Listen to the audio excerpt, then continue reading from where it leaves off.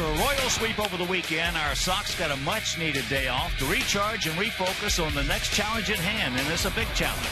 Next up, how about a team with the best record in baseball?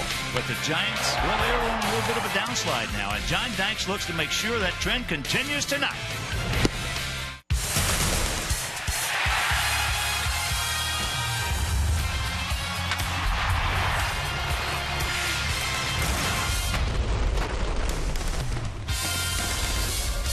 We are coming to you from the city beautiful Chicago, Illinois, where tonight Comcast Sportsnet presents White Sox baseball. It's Jose Abreu, Adam Dunn, Alexei Ramirez and the Sox as they get set to butt heads with Buster Posey, Hunter Pence, Pablo Sandoval, Mike Morse, and Bruce Bochy's first place San Francisco Giants. Hi, everybody, and welcome. With Steve Stone, I'm Ken Harrell. Since we get set to bring you the first of this brief two-game set, as you know, the Sox yesterday was a very welcome off day because of the fact we had been swept by Kansas City. But, you know, the last time we got a win, our starter tonight was on that bump. Johnny Danks lately has been throwing the ball as well as anybody on this team and maybe as well as anybody in baseball. He's finally gotten to the point where he's able to spot the fastball. His changeup has been outstanding, and the cutter is working exactly as he wants it to work. Last time out, he beat the Tigers. Last two starts, he's 2-0 with an ERA below 2, and hopefully tonight he'll be able to keep up the magic. And they certainly have one of the premier players and catchers in baseball. Buster Posey getting the night off. He's the DH, but he's in the lineup, and all he has to do is have that bat in the lineup because this is one of the better guys around. Last 13 games, hitting .327. This year, disappointing average-wise, but he's starting to pick it up. 9 home runs, 32 driven in. And because he took a foul tip off his mask, had to leave a ball game, got the day off yesterday as they had the day off. Posey is back in the lineup, and when he is in the lineup, this is a guy that you have to think about and maybe go around at times. All right, Adam Eaton and our Sox are looking to take 2 from this ball club to finish this homestand at 500. So sit back, relax, and strap it down. White Sox baseball coming up next.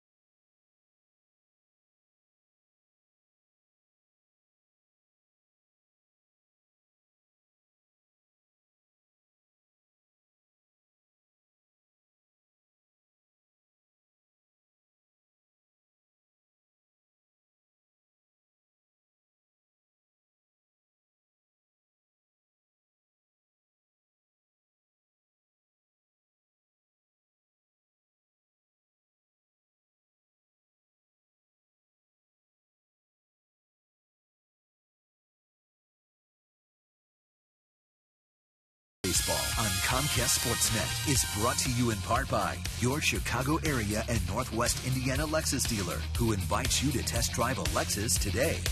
Blue Cross and Blue Shield of Illinois, through it all. AT&T U-verse. Find out what's possible with AT&T. Call 1-800-PIC-ATT, mobilizing your world.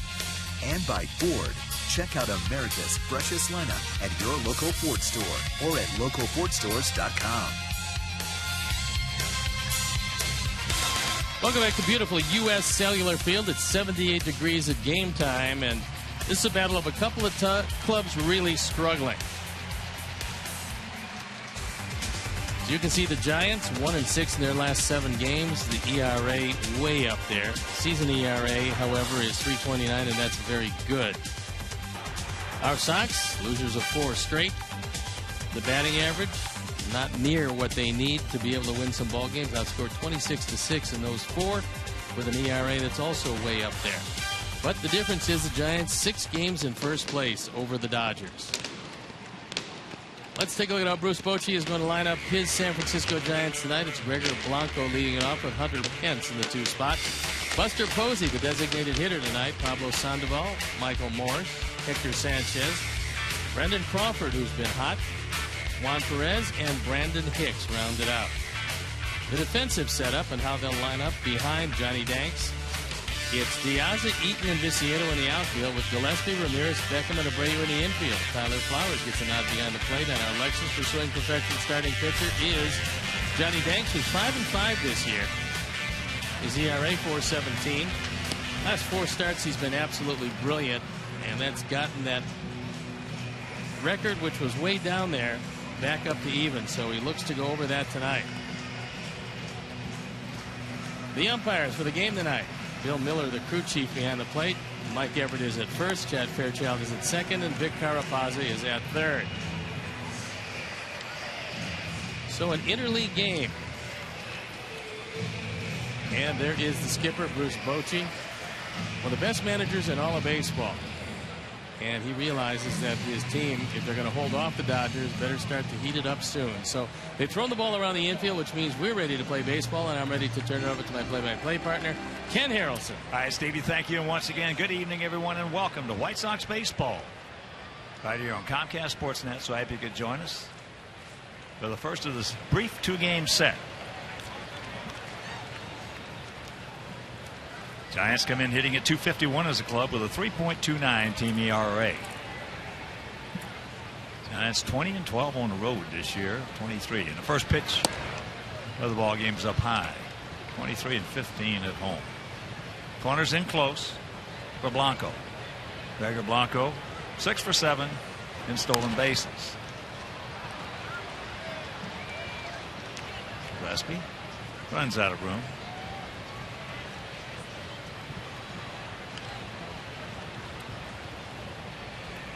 Beautiful evening here in the city. Beautiful, 78 degrees as we speak.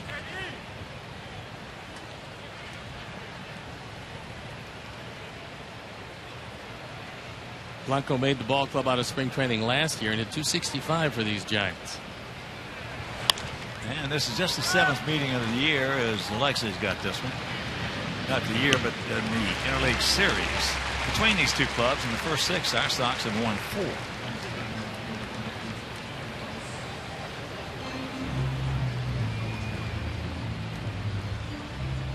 So here's an exciting player, Hunter Pence.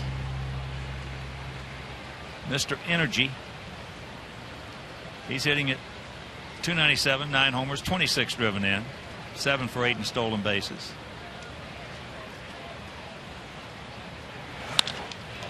And that ball hit deep into left field. And it is quickly 1-0 San Francisco. 10th home run of the year for Pence. He went down and got it. This wasn't a bad pitch. It was actually right below knee level. And RBI number 27, and the Giants spring on top. Our forward home run replay. Looking fastball, got it, and took it out. And the Giants are going to find out, as they know right now, that this is a whole lot livelier than their ballpark in San Francisco.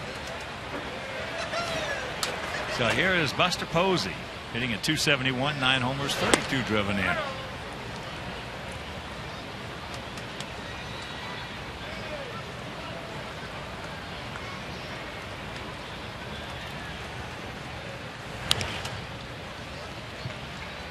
Posey, one of the better players in the game of baseball. Buster was drafted the same year as Gordon Beck. Buster out of Florida State went 5th, and Gordon Beckham went with the 8th pick to our ball club.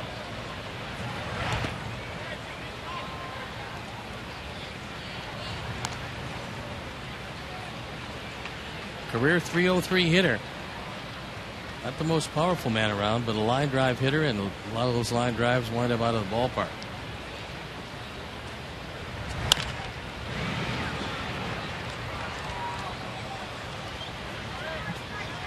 We talked about it in the open and on Sunday. Buster Posey took a foul ball right off the mask.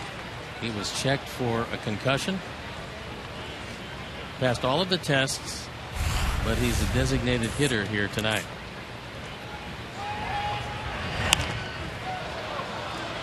He's still a legend in Tallahassee. He was just a great player all the way around. And with the Giants in 2012, he hit .336 to win a batting title. Jacks it up, fouls it off.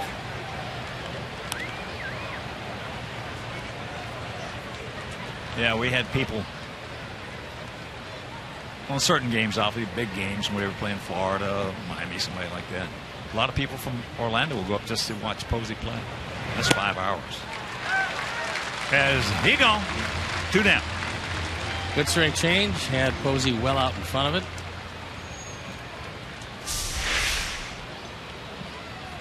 Perfect spot, low and away.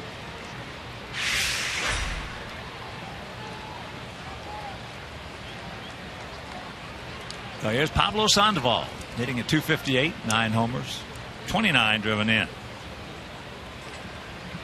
Pablo got off to a terrible start this year, and lately he's been swinging it pretty well.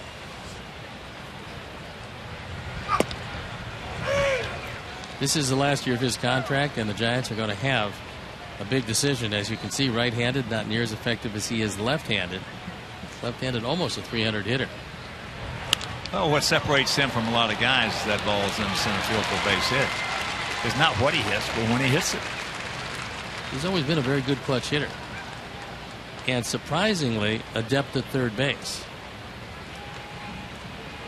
Yeah, he is a terrific 7th, 8th, and 9th inning hitter.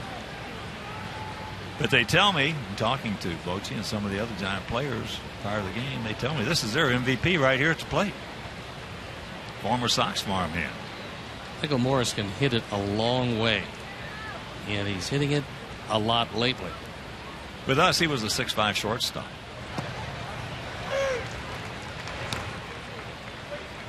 I remember his first spring with us.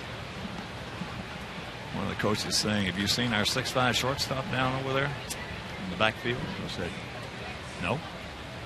He said, "Go over and take a look at it." As that has popped up into right field, I went over there, and he was hitting landmarkers then. But the home run by Hunter Pence after happening to play. It's the Giants 1, and our guys, the good guys, coming to bat.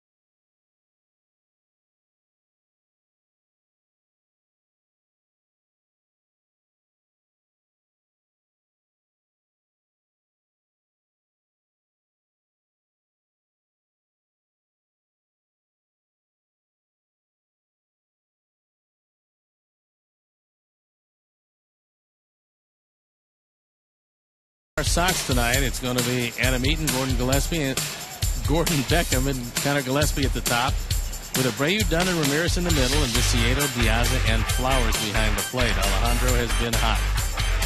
The defense and on the lineup behind Matt Cain. Blanco, Perez, and Pence in the outfield, with Sandoval, Crawford, Hicks, and Morse in the infield. Hector Sanchez behind the plate, and our Lexus Pursuing Perfection starting pitcher is Matt Cain. This is the 11th start of the year. He's 1-4, ERA 3.84. Left-handers haven't done much with him. He started to get things back on track, got his arm slot the way he wanted it, and then came up with some hamstring difficulties, and that's been plaguing him recently. And he is a high fastball pitcher, so he will throw a lot of fly balls, and normally in this ballpark it's tough to get away with that. And before we show you our picks to click, you at home select yours.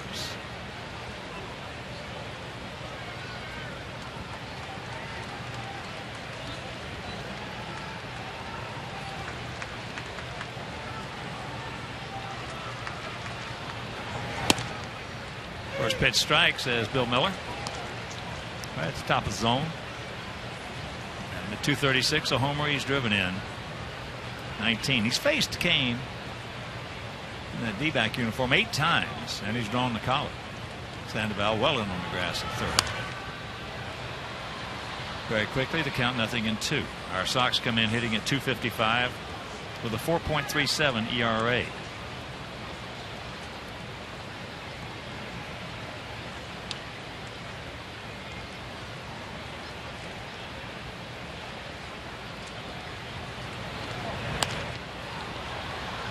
Jammed himself a little bit. So Crawford makes the catch for out number 1. He's a pretty big right-hander at 6'3", 230. 29 years old. And this is his 9th year in the major leagues. Former first-round draft pick back in 2002 by these Giants. And there you look at the lifetime mark, just barely over 500, despite having very good stuff.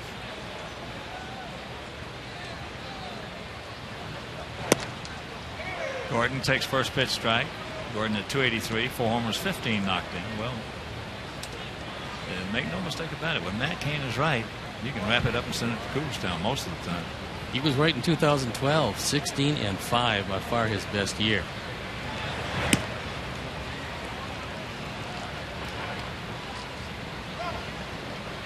(16-5) went along with a 2.79 ERA. That is pretty impressive in any league. Yeah.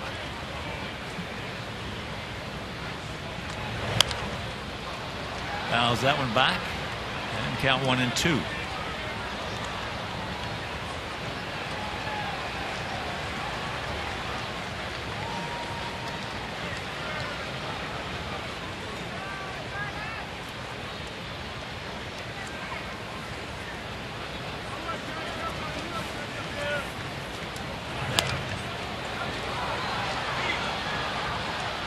That's upper tank.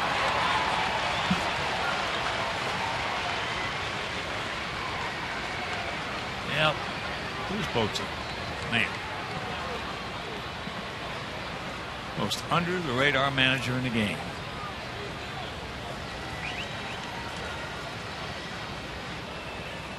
All he does is win.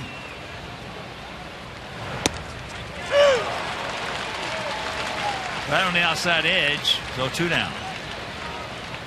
So with 2 out, let's check out our picks to click tonight. Jim Angio, our director of crew. Tank. Steve's going with Connor. Terry Hanley. Mike Williams. Eric Aldrich. Roger Clare and I, we're going to go with Adam Eaton.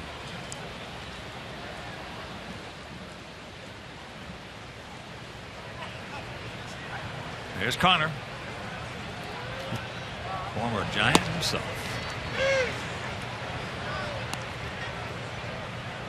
Connor at 329, no homers, 23 driven in. Cain's going to work the top of that strike zone a lot. And if you're going to get on top of that fastball, that's the only way you're going to hit it on the line. Well, there's so many sayings and adages. And that's one thing, great thing about baseball. Nicknames, stuff are right. But one of them being about pitching. Show me a guy who knows how to pitch up, and I'll show you one. Well, this guy does it, and he's done it very well for quite some time. Although struggling this year, normally he doesn't struggle very much.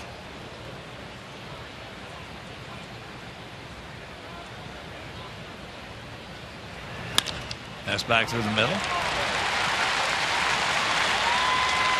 So you can cancel a post-game show.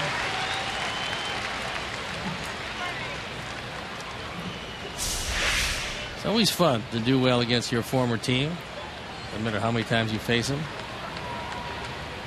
And he takes that one that was actually down, takes it right back up the middle. So here's the cannon. Abreu. At 265, 19 homers, 51 driven in.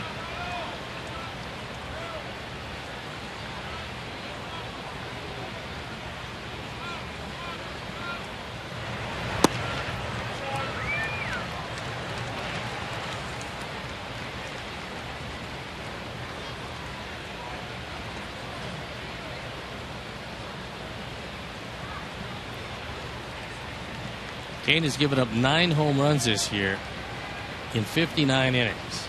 It's a pretty high total.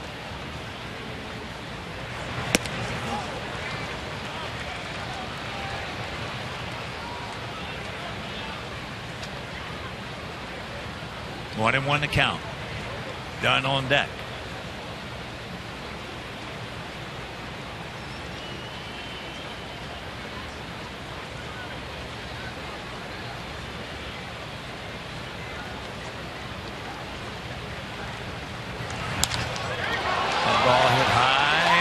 Field. They got a man there. And his name is Hunter Pence, right back on the track. Hauls it in. And after one, it is 1-0 San Francisco.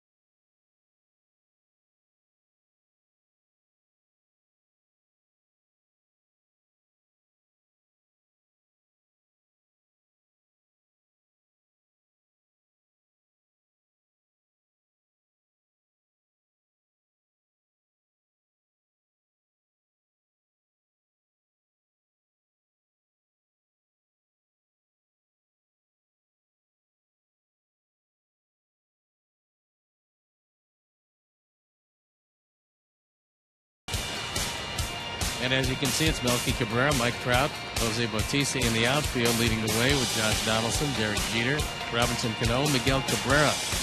In the infield, Matt Wieters, who's lost for the season with arm surgery, and Nelson Cruz, the DH.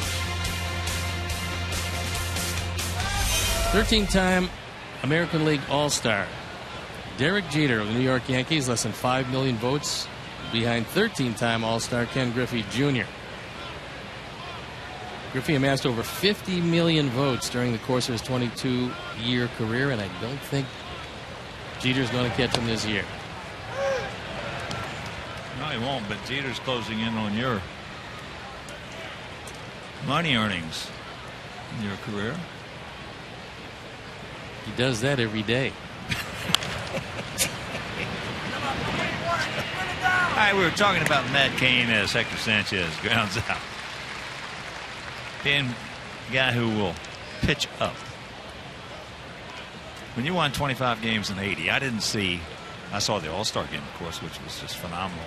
That performance you put on Showtime. But I would have to say, not seeing any of your other starts in 1980, that may have been the best year you ever pitched up. Well, I had to. I mean, I was a high fastball pitcher anyway. I was a low fastball pitcher as a younger pitcher. But when you rely on the curveball, a high fastball coming out of the same slot, the hitter can't read it. If you throw low fastballs and then the curveball, well, he can read it, and he'll keep his hands back. So I think the best curveball pitchers in the history of our sport also had a high fastball to go with it. And I think that, as much as anything else, fooled the hitters. And by the time they readjusted, either the ball was by him, or if it was a curveball, he just fooled them. I mean, Don Sutton won 324 games, and he was a high fastball, over-the-top curveball pitcher. And they both came out of the same slot, and they were impossible to read. Jim Palmer, 8-time 20-game winner. Another one. And a guy who had a better curveball than either one of those guys. The Dutchman? No, he did have a better curveball than either one of those guys, but the guy who had a better curveball than the Dutchman, Camilo Pascual. Yeah. And he was a high fastball pitcher. Coming out of the same spot.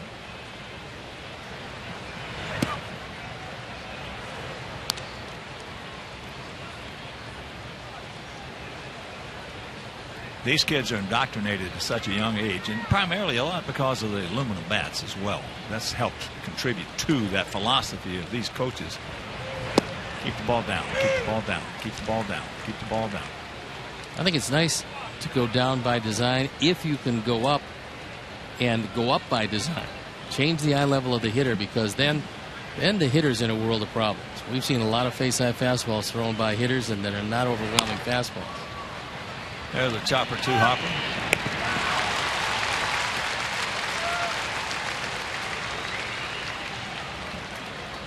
Ramirez and Abreu are in the neighborhood. Abreu falling behind Cabrera, as you probably would expect.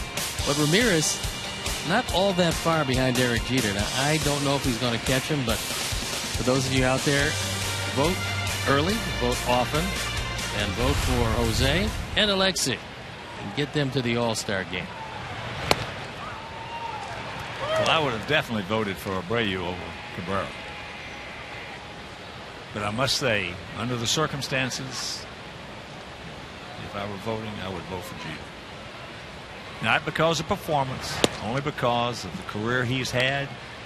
That is with the understanding that Alexei would go to the All-Star game. Well, I think he's going to go. He's going to go. Yeah. He's going to go. But I would do it just because of the fact. It's just, as we were talking, I was talking with a good friend of mine before the game. I would have had Paul Konerko on the ballot just because of the career he's had. It's the fans' game. It depends on who they want to see. Everybody knows this No is Jeter's question last about it. season, and so of course they want to see him. It's the fans' It's the fans' game. It always has been, and it always will be, and it should be. He gone. 1, 2, 3 inning. We'll go to the bottom of the second. It's 1-0.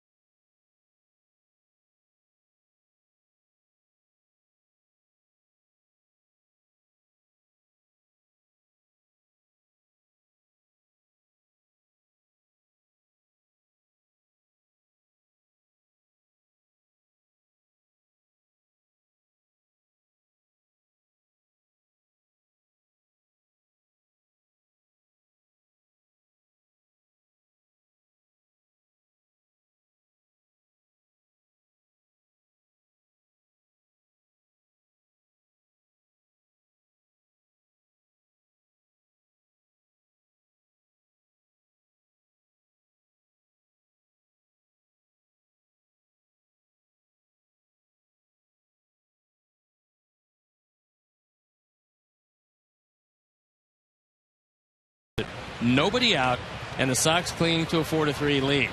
All he did was retire the side without a run and then pitch 2 more scoreless innings. Just one of the great moments that led up to the White Sox winning of the World Series in 2005.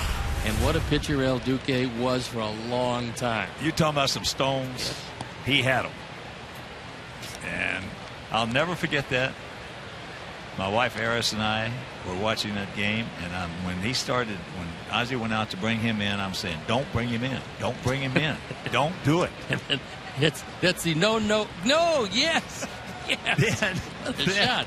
He gets the first two, and he gets Johnny Damon 3-2. And I looked at her, I said, if he throws him a breaking ball down, he's not going to be able to check it up. Sure enough, breaking ball down, couldn't check it up, grabs the bench. That is some performance. And that ball game was over. Adam Dunn takes strike.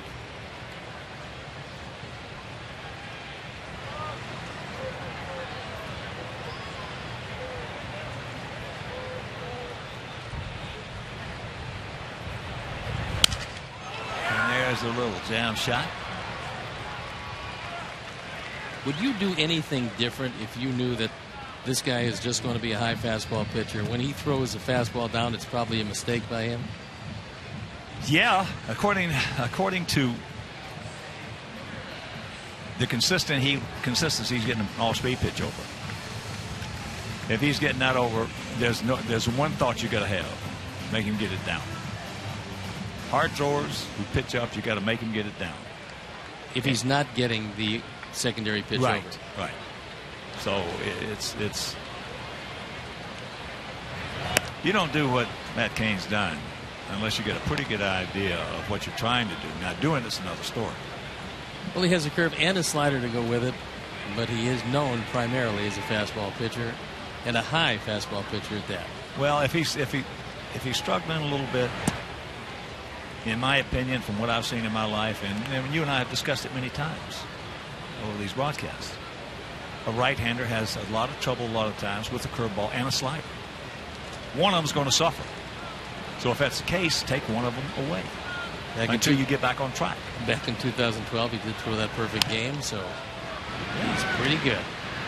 Well, we had a guy here who was one of the sweetest guys to ever put on a White Sox uniform. All of us dearly loved him, and he had some of the best stuff. In fact, he had the best stuff I've ever seen for a 500 pitcher, Javi Vasquez. Javi had 5 pitches. Wonderful stuff. He had 5 pitches, and he wanted to throw all 5, each and every at bat, to every hitter. Yeah, that doesn't really help you, especially early in the game. The best advice I ever had from a pitching coach was take your fastball and one other pitch, and the first couple innings establish those. Then you can go to the auxiliary pitches. And he told me, if you want to show every pitch you have to the first hitter of the game, there's no mystery to you anymore. They're going to know what you have on that given night. Well, a friend of mine called me from Atlanta, from the Brave organization, and when he went to the Braves, he said, Hawk, what are we getting here? And I said, I'll tell you what you're getting. You're getting a guy who's a terrific guy in the clubhouse. He's got great stuff. And I said, tell your pitching coach, who at the time was Roger McDowell, as he retires the side in order, and we'll go to the third trailing 1-0.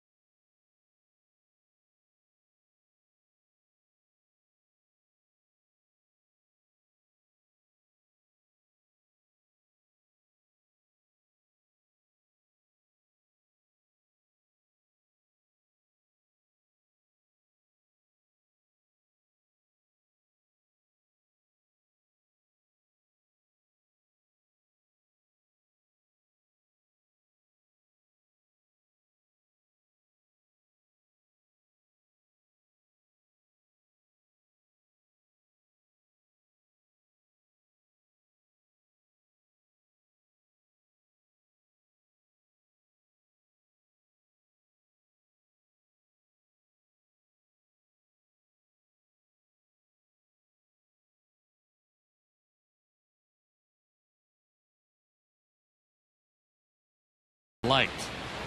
And so, you said to your friend in Atlanta. Yeah, he said, what are we getting here with Vasquez? I said, you're getting a guy who's a terrific team guy, great in the clubhouse.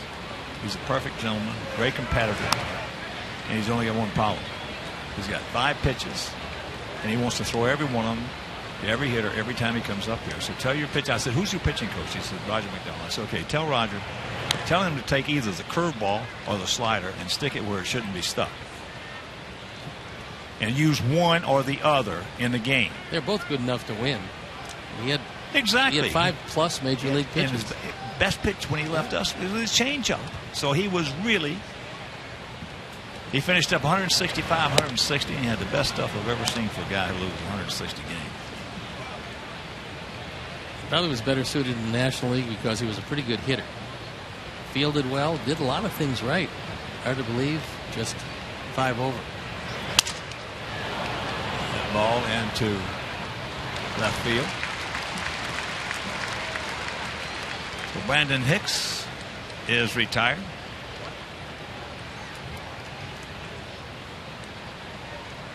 And they'll bring up Blanco. Yeah, when you mentioned a while ago that Matt's got a curveball and a slider, and he's struggling. He'd be much. Well, of course, he's got a terrific pitching coach, Stuart David. We're sitting up here. This first time we've seen him. Maybe the only time we'll see him all year. And Rags knows what he's doing. We've got 2 of the better pitching coaches in baseball in this ballpark tonight. There's look at Dave Righetti. Boy, he had a moving fastball. Wow. He was a wonderful pitcher. July 4th, I'll never forget, pitched that no-hitter against the Red Sox. He could tell you his fastball was coming. And a lot of times you couldn't do anything with it because of the movement.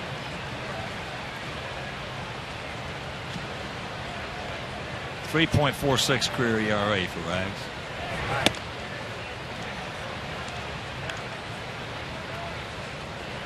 Gillespie still in at third base, still thinking that there's a chance that Blanco's going to lay it down. Now, Rags had 82 wins, and he had 252 saves. Not easy to make that transition from a starting pitcher to a closer. I mean, there's a few guys who have done it and done it exceptionally well. Dennis Eckersley certainly one. John Smoltz another one. But that transition is tough.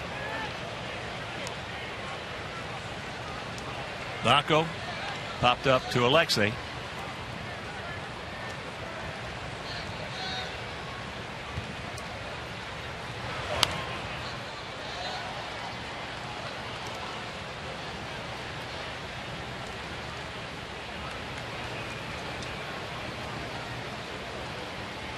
Well, especially on that stage in New York, making that transition. Yeah, if you don't get it done, you're probably going to hear about it and hear about it loudly every day. In a hurry. There's not much grace time there.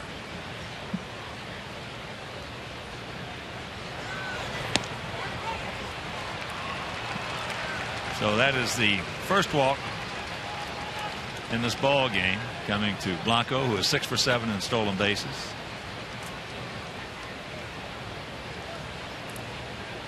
And here's Pence. Here's what he did back in the first inning.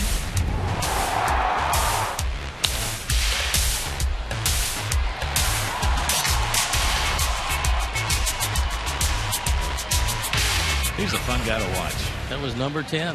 He's a fun guy to watch. Plays hard.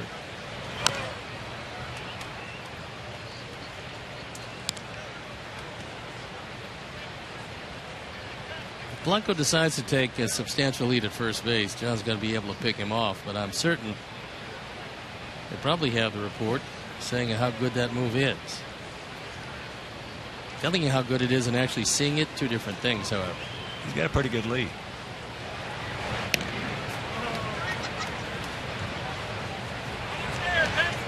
This Giants team doesn't run a great deal. They've swept just 31 bases. Angel Pagan, their number 1 base stealer, is still out with a sore back. That's a big loss for this team because Pagan's a good player. He's hitting .307. There's a changeup. Actually, it's a pretty good pitch to hit. High changeup. Usually when he gets him up, he gets hit hard.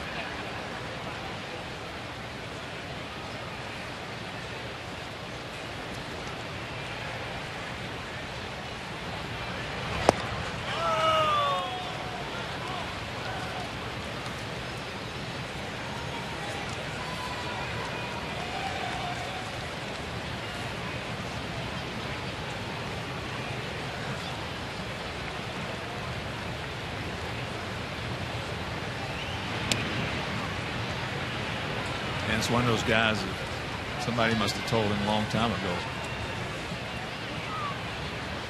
If you wear your pants up high, you'll never get the low strike called on you.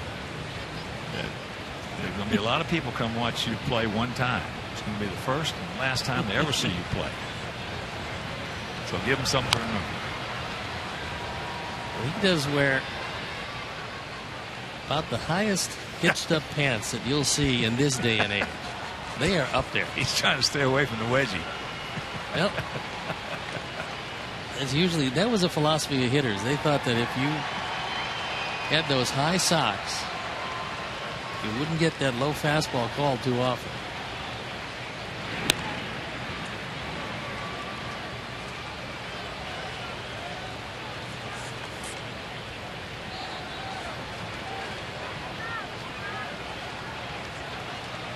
One out, one on. Bigger lead by half a step right now by Lachlan.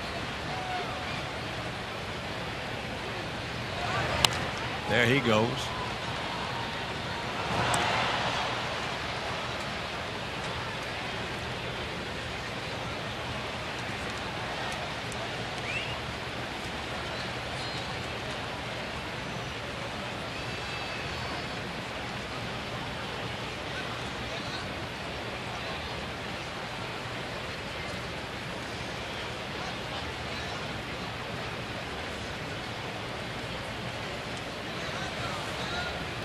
Gap out there in right center.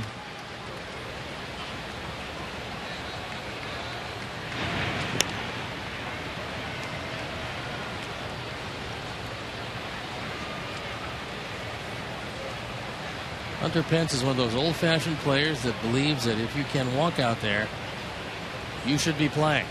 And he wants to play each and every day, regardless. Broken bat.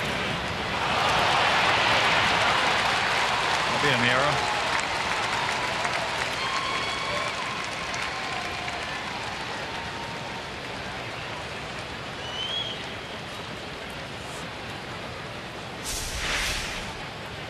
Broken bat. Next he gets there and just misses it. So chalk up E number 7. And Johnny Danks has got some trouble to pitch over. And a score of note, top of the 5th inning at Comerica Park. Kansas City leading 9-2 over Detroit. Scherzer on the bump, was on the bump. He has departed. Yeah. Bill Koch has come on. Apparently that complete game here wore him out. Took a whole lot out of him, because he came out and got obliterated right off the top. Well, they scored 7 in the second. They scored 2 in the 5th so far. As you can see, the Royals win that ball game and they're up 9-2 in the top of the 5th. They will take over first place from the Tigers.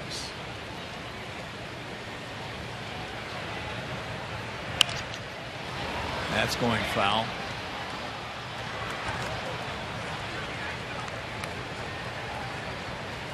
Buster struck out on the changeup.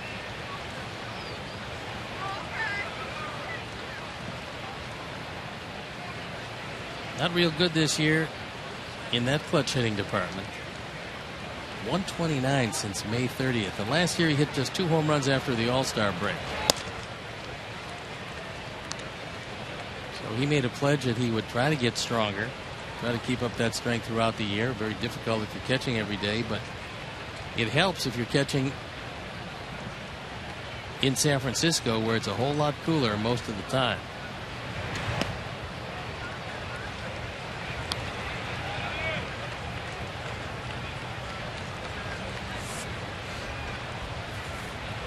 John looking for that ground ball. Posey has grounded into 8 double plays, and that's second on the team.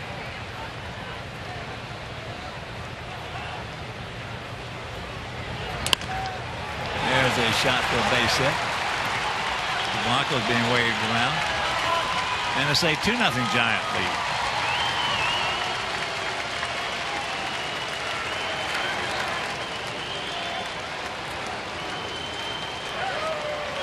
RBI number 33 for Posey.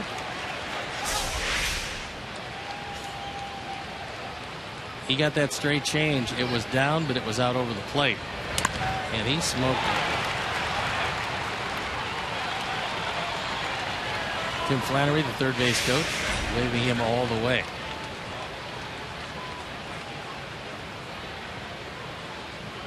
There's looking at a man that spends a lot of time in San Diego.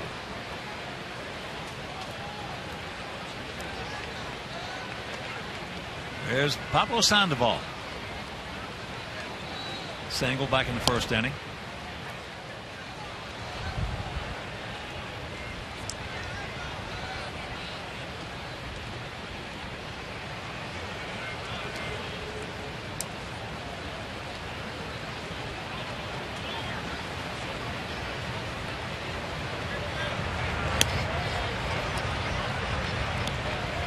Now Pablo with the catbird seat.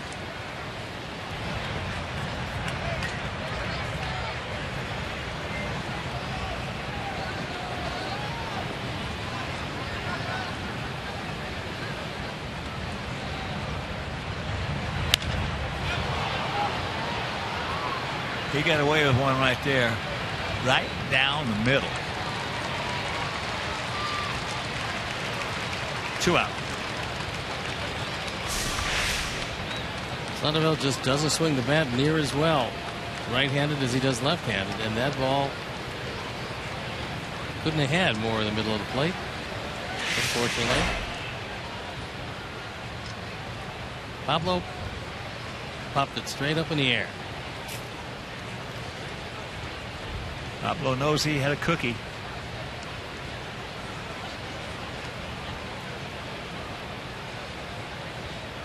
So here is Michael Morse. That's a line drive right to the third baseman, but they come up with one and they lead it 2-0.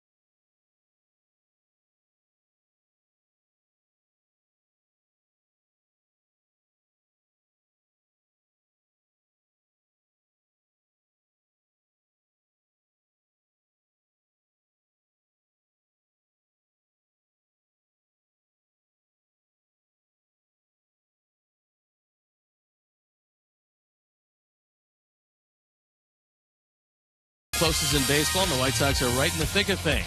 Mauer and the Twins look to join the party, but Jose Abreu will do what he does best to stop them. Don't miss the action right here on CSN. It's White Sox Twins, Thursday at 7 on Comcast Sportsnet.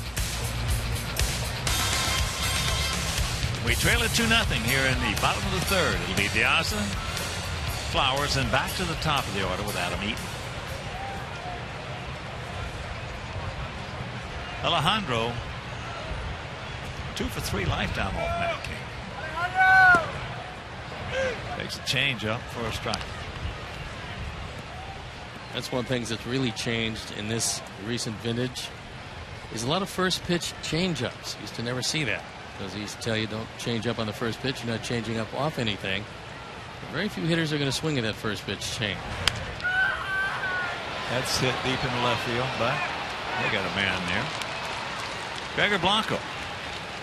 Yeah, that used to be a no-no. The 2 no-nos were left-handers do not throw left-handed hitters a changeup.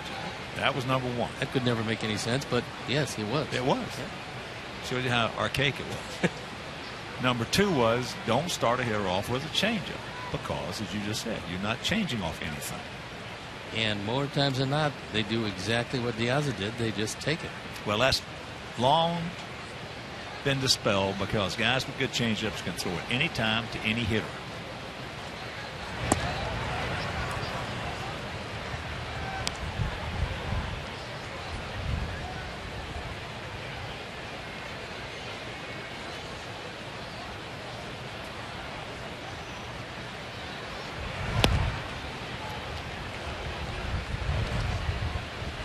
That was a good hard slider low and away.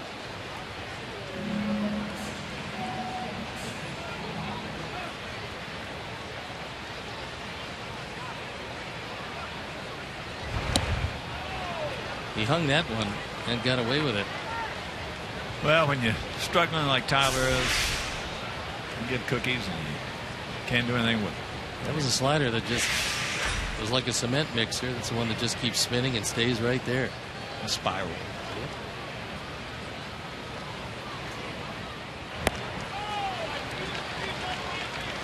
Two down. Second strikeout for Kane. And prorated split season ticket plans are an affordable way to experience the benefits of being a White Sox season ticket holder. Split season plans will not be available after June 18th. So purchase yours today by visiting whitesox.com or by calling 312-674-1000. June 18th is tomorrow. There's a shot base hit. Just our second hit, so Kerry Hanley, Mike Williams, Eric Aldrich, Roger Clares picked the click on.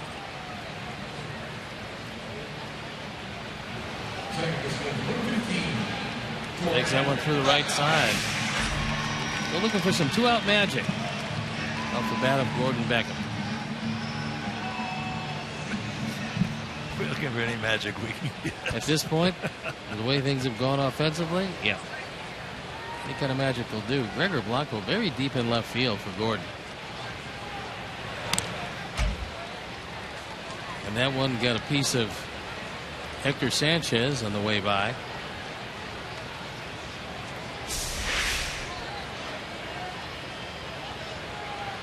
Got him right off the left shoulder blade. Not pleasant whatsoever.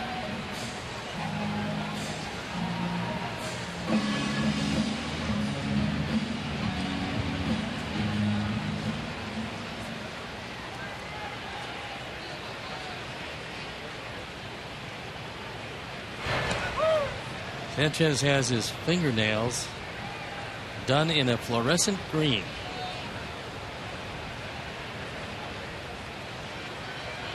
I will say one thing, they do stand out.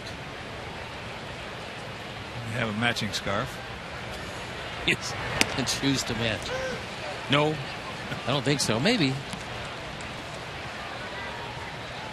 But if you're, as you can see, if your pitcher is having any kind of problems seeing the signals, those will jump out at you. And also, if you want something from the concession stand, they're wearing the same color, the vendors. 2 out, the 0-2. You know, it really is. I read a story, must have been 2 years ago, maybe 2.5 years ago. How many pitchers have bad eyesight? I tell you, trying to see the signs at night. Yeah. In this day and age, you just can't see them. That's why catchers have to do that. Yeah. There he goes. Throw. He's safe.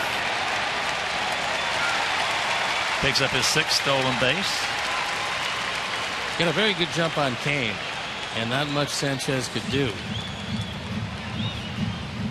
This is one of the better jumps that Adams got. Even if that throw is down on the bag, they're not going to get him.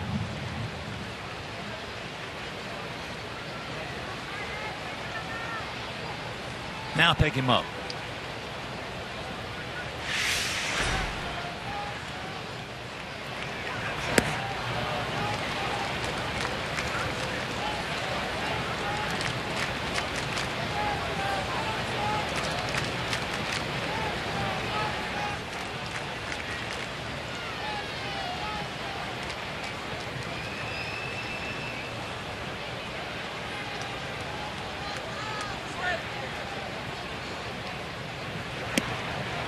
Tried to ace it on that outside corner, missed, so a full count.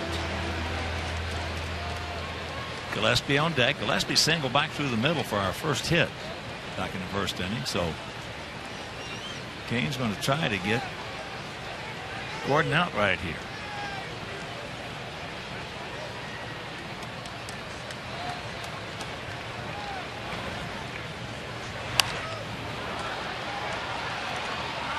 High fastball. Steve's been talking about it for a couple of innings. That's his go-to pitch.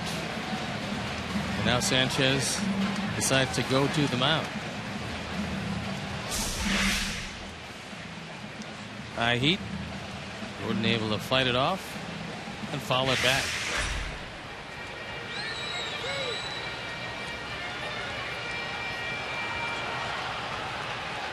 Pretty much thrown him everywhere.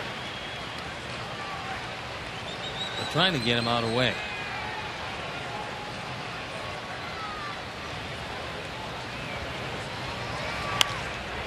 And that's popped up. Get out of here. It will. Just over the giant. Done.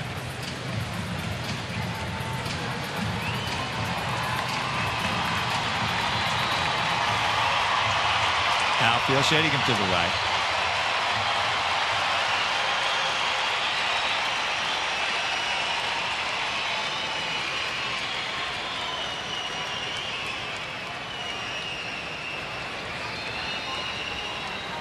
Once again, the payoff. The ball hit high and deep. He's back. Looks out. You can put it on the board. Yes. Yes. This game is tied at 2. Mark.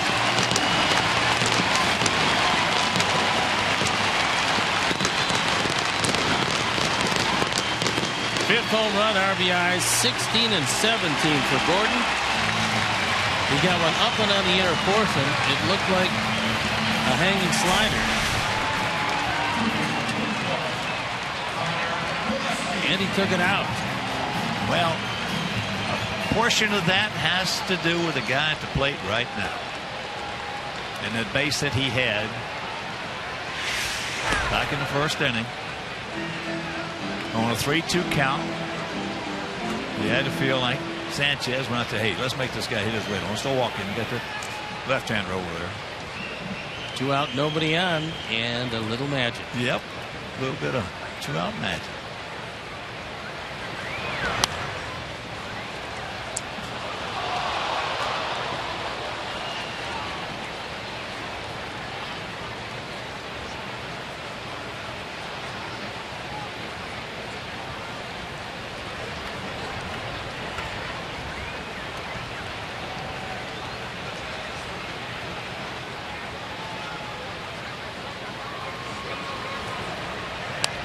And, of course, with that home run by Gordon, Nellie Snellius family donate again to White Sox charities like they have over the years. He's donated over $260,000 to White Sox charities in loving memory of Ursula.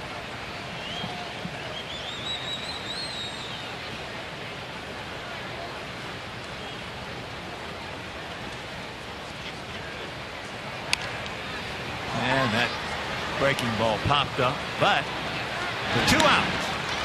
2-run homer by Gordon. Beckham will go to the fourth, tied at 2.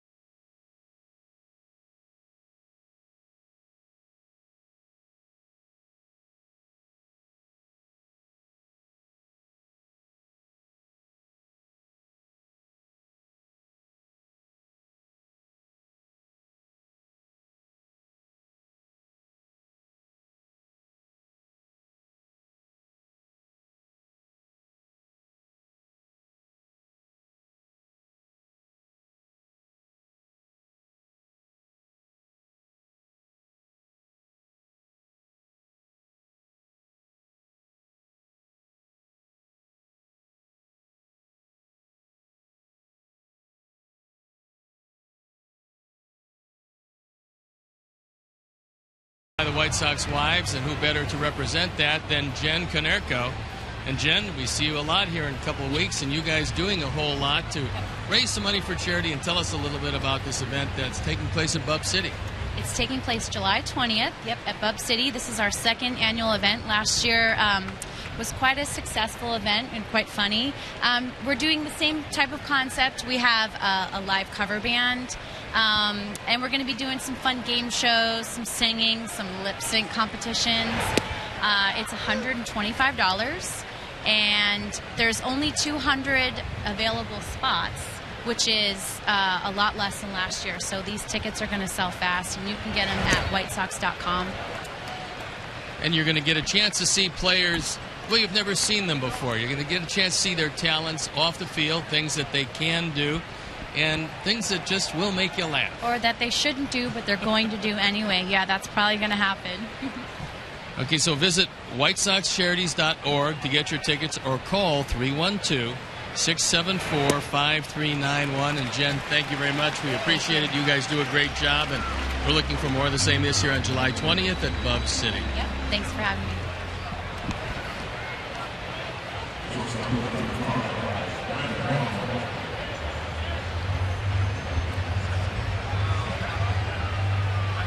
Sanchez is gone.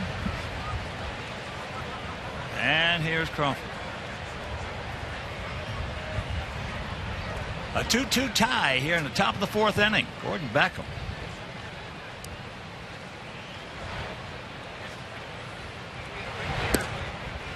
Two out, nobody on. Adam Eaton single, stole second. Beckham homered on the 3-2 fastball.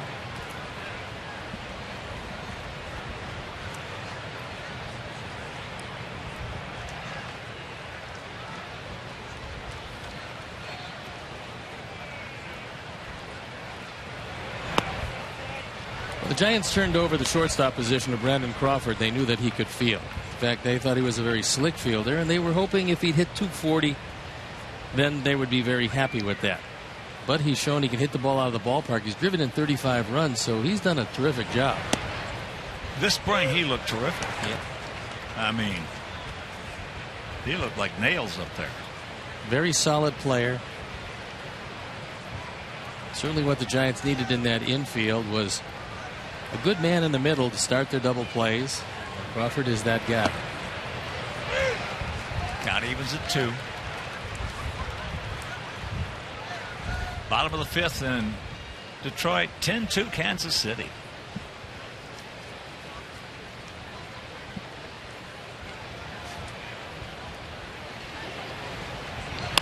Watch out. Like I say, playing him perfect. 2 down.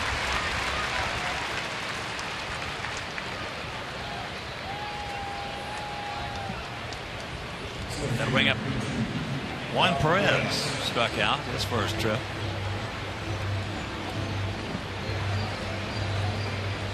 They got a couple of injuries that they would love to have back. Marco Scudero will be eventually, when his bad back heals, their everyday second baseman. And Angel Pagan, the same kind of back problems. Going to be in their outfield. When they get both of those guys back, this is a good team now. The team's going to be a whole lot better.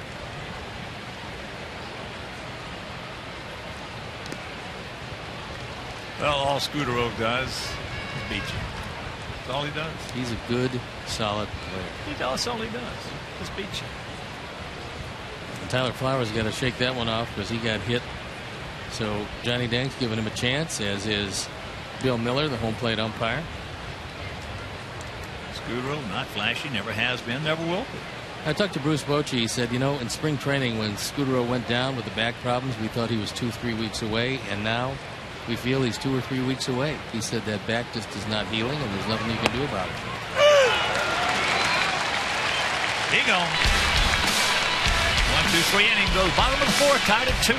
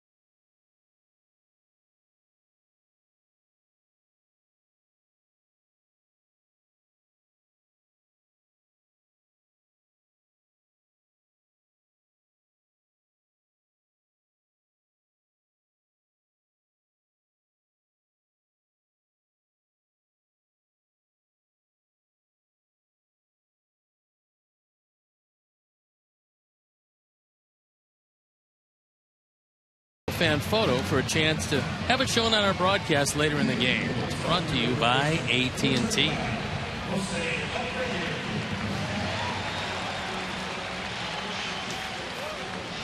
It's the bottom of the 4th. 2-3-0 for their guys. 2-3-1 for our guys. For us, it'll be Abreu, Dunn, Ramirez.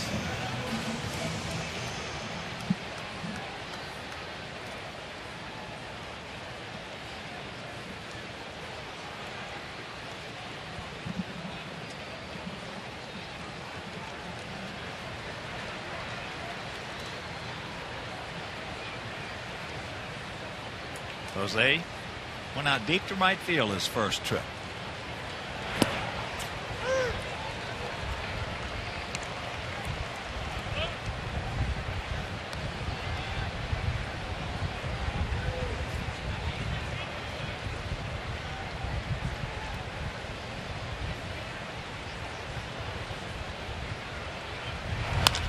There's the base hit. So the leadoff man aboard, but Steve, on a somber note, We lost some more of baseball's treasure yesterday when, at the age of 54 years, Tony Gwynn died. I only met Tony a couple times, did not know him very well. The only thing I did know is I never heard a bad word about him. And every time somebody started off a conversation before they talked about his hitting, they said what a great guy he is. And you knew him. Yeah, he was a terrific guy. I worked with him a couple of times. And he obviously knew the game of baseball. He knew hitting backwards and forwards. Some of the numbers that he compiled in the course of his career were outstanding. But it transcended what type of baseball player he was and what type of human being he was. And they called him not only Mr. Padre, but really Mr. San Diego. He spent his career there. He stayed there in the offseason. He was coaching San Diego State. Really a wonderful man. And again, some of the things that he accomplished were things that were hard to believe. .338, 8-time National League batting champ. 3,141 hits, 18th all-time, 15-time All-Star, 5 Gold Gloves, inducted into the Hall of Fame in 2007. That being said, one of the greatest pitchers of his era was Greg Maddux, who won 355 games. Tony Gwynn hit .414 lifetime against Maddux. That wasn't the amazing statistic, because Tony hit a lot of guys well. Tony faced Maddux over 100 times. Maddux had the 10th most strikeouts in the history of the game of baseball and never struck out Tony Gwynn. Not one time in over 100 at-bats. And that's amazing. Absolutely remarkable. Yeah, it is. Well, you'd have thought the umpire missed it once or twice, in 100 at-bats. It's just... Tony was one of those guys, and there's not many around who would take 5 pitches to get one good one. And when he got that good one, it was a base hit. Either dropped in front of the outfield or hit into what they call the 5.5 hole, which is the hole between the third baseman and the shortstop. And that one knocked over Sanchez. Yeah, that was a good one there.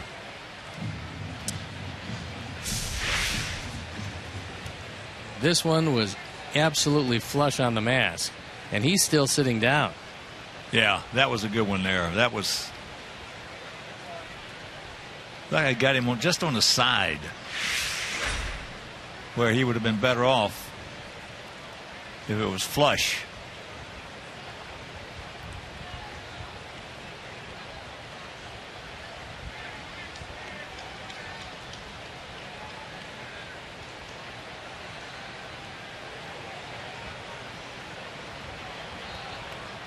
In fact, that's one of the hardest we've seen all year right there, if not the hardest. Yeah, not a good sign that he's just sitting there.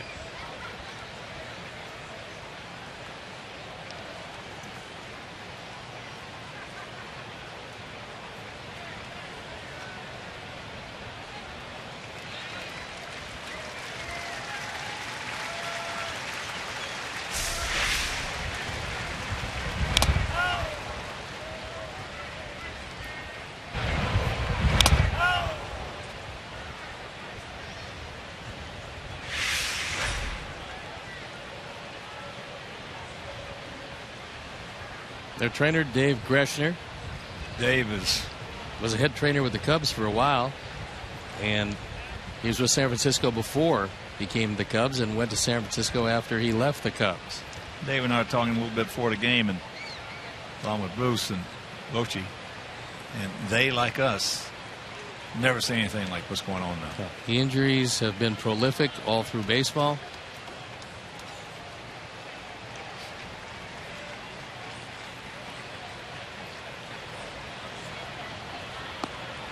Well, he says he's okay. So they count 2-2 with Abreu at first, nobody out here in the bottom of the fourth if you're just tuning in, and it's 2-2 tie.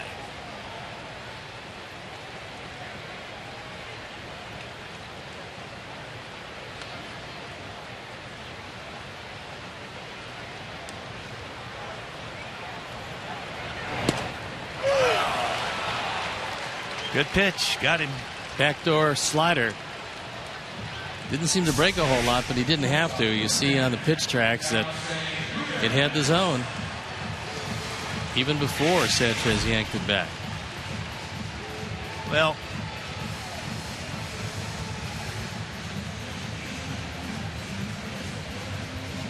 Sanchez also knows that Buster Posey just took one not long ago. So I'm sure that has a little bit of an influence on him. It's really tough. I mean, they have experimented with different shapes of mask, different kind of bars, the hockey style of mask, the regular old world catcher's mask, and it doesn't seem to matter what they do. They're not stopping a lot of whiplash and concussions. Alexei hitting .318 during that 5-game hitting streak.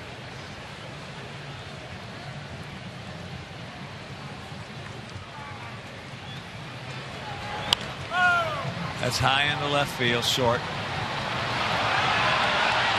And the ball falls. And Abreu, sensing what was going on, beats it into second base. So 1 out, 2 on. And in the meantime, picks up a base hit for his shortstop. We've talked about the fact that Gregor Blanco plays an awfully deep left field. You can see he's way back there. And he started back a couple of steps, and that's what allowed this ball to fall in front of him. Blanco couldn't get to it. He thought Crawford had a shot. It's a very difficult play for a shortstop and a difficult play for the base runner because you really don't know if someone's going to get it. And a heads-up base running play by Abreu. So here's Tank. He grounded out to short. That's off the end of the bat into left field, and that's going to fall for the base hit. So that'll load him up with 1 out.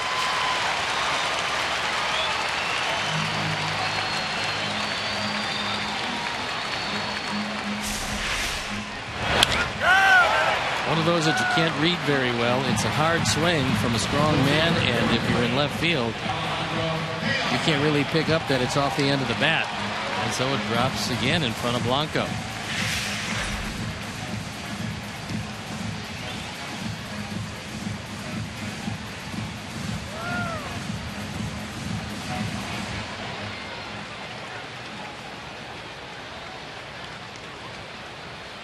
Here's Diaza. Alejandro 1 out to Blanco in left. Sox packed, 1 down.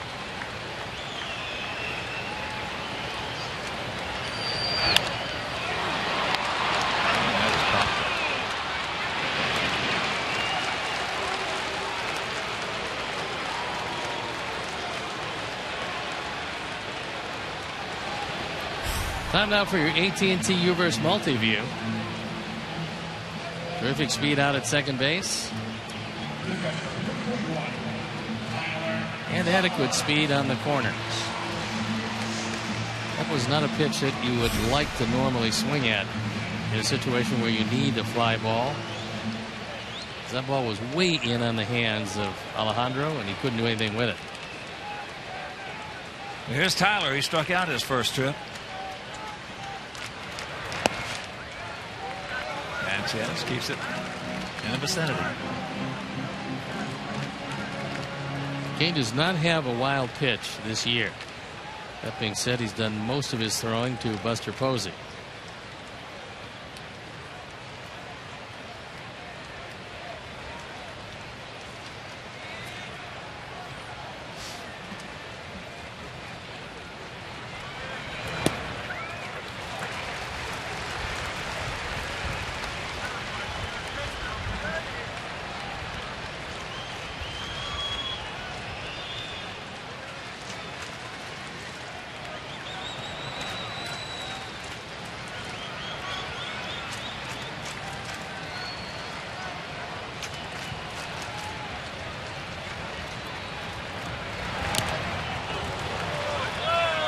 Two balls and a strike. Got the fastball that he wanted. Yep. And fouled it off.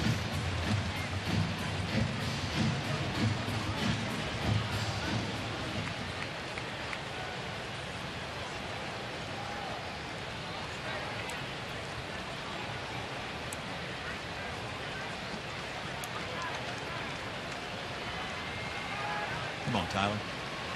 Short and quick. this. Good eye. Now don't help him out.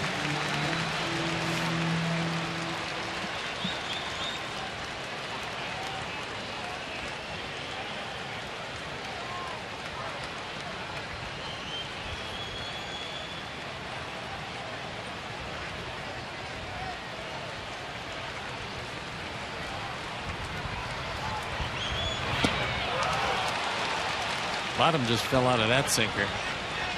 Full count. One of the best fastballs that Kane has thrown tonight.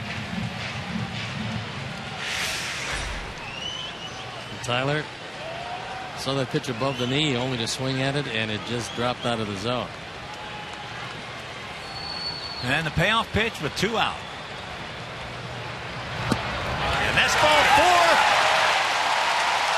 Abreu scores. We lead it 3-2. Good at bat by Tyler. Boy, the way he's been scuffling to take that for ball 4, huge. He's going to bring Dave Righetti out from the dugout and leave the inning alive for Adam Eaton. First walk issued by Matt Cain.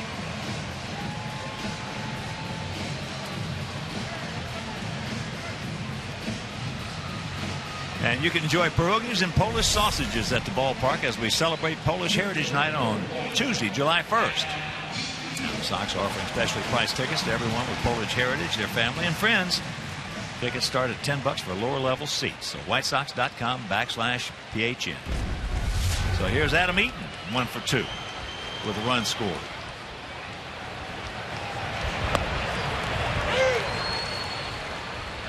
Takes a curveball. Just does catch the top of the outside zone.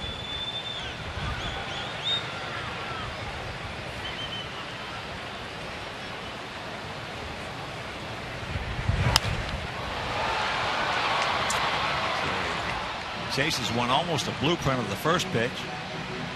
And the count 0-2.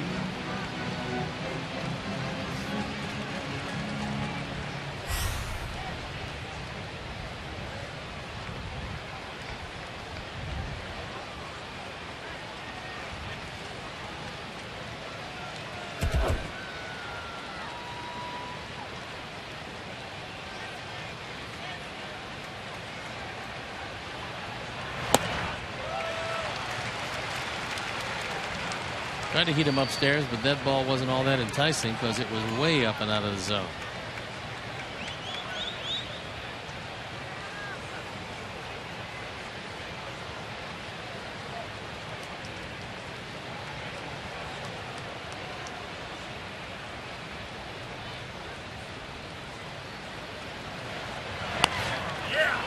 That could be trouble. That could be trouble. Yes. Ball gets away. One is across. Here comes Tank. And the Sox lead it 5-2. That's most likely going to be base hit E6. 1 run driven in. We'll wait and see what the official score decides. It is single E6 and 1 run batted in as Crawford, knowing that it's a do or die play, chalks up his 9th error of the year. Throws it by Morris at first base. And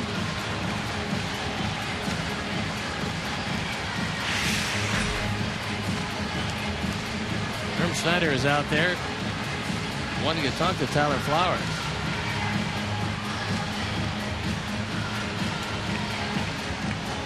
So a 5-2 Sox lead. 5-7-1 for us, 2-3-1 for them. 20th run batted into the year for Adam Eaton. He's starting to play that leadoff man to perfection.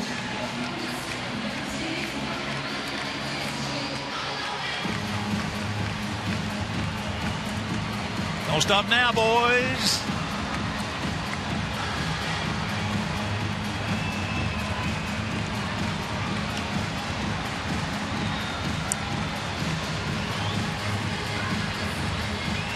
And last inning with 2 out, nobody on, Eaton singled, and then Gordon came to the plate. Got that one on the inner portion and rode it out of the park to tie the game at 2. That was 3 runs ago. Boy, a hit right here, right now, could really take a lot of wind out of a lot of sails. Lays off that breaking ball. Good try by Kane.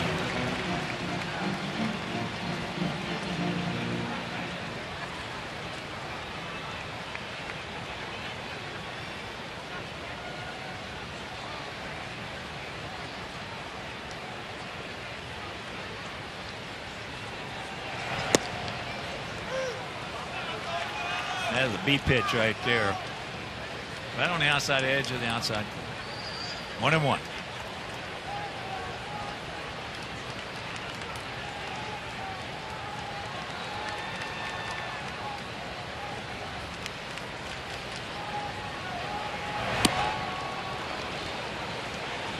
Chases it upstairs.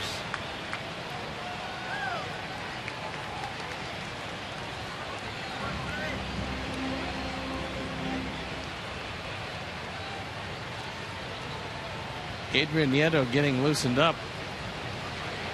Apparently they were a little concerned about Tyler Flowers.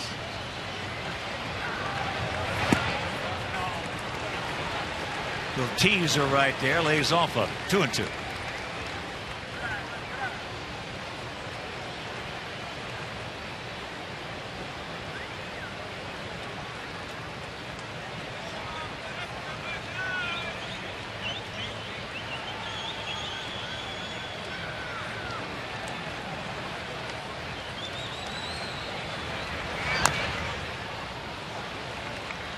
Lights that one off.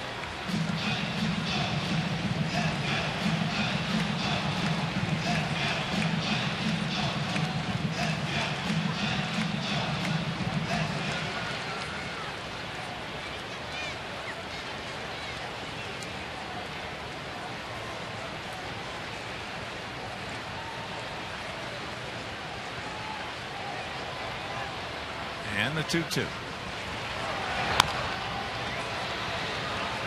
That was just a roller. That was a get me over breaking ball right there, but at least he got it down a shade. This one doesn't break. He gets very lucky. Get away with that one. It's up a little bit higher. He's not going to get away with it.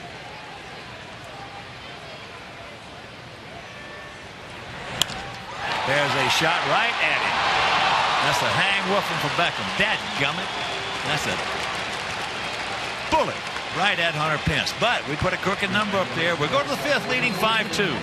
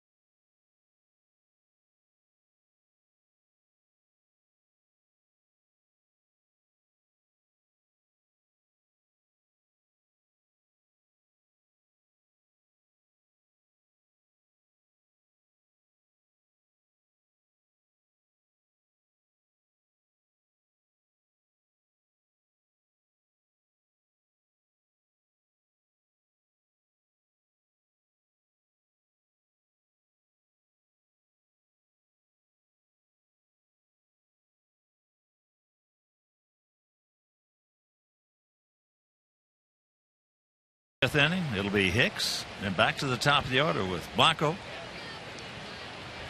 And Pence. Takes ball one.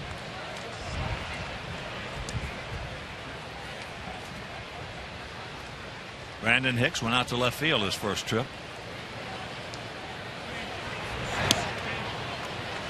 Hicks has not been a good hitter this year. However, he has been a strong hitter. He can put a charge into one.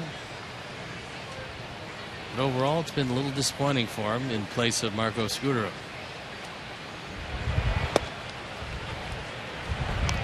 Two balls and a strike.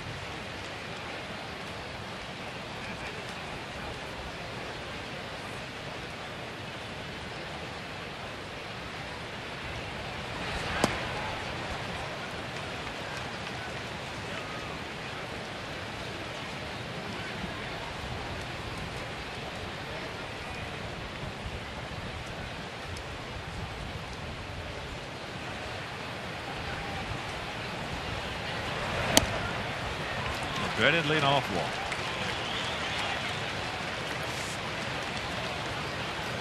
You get in-depth stats, play predictions, and analysis, and follow the action with White Sox in-game live on CSNChicago.com. Brought to you by Comcast Business Class. Here's Blanco. He's 0 for 1 with a walk. He came around to score. That was in the third inning. You always have to take away the bunt. With that in mind, Gillespie is in on the grass and over toward the line at third.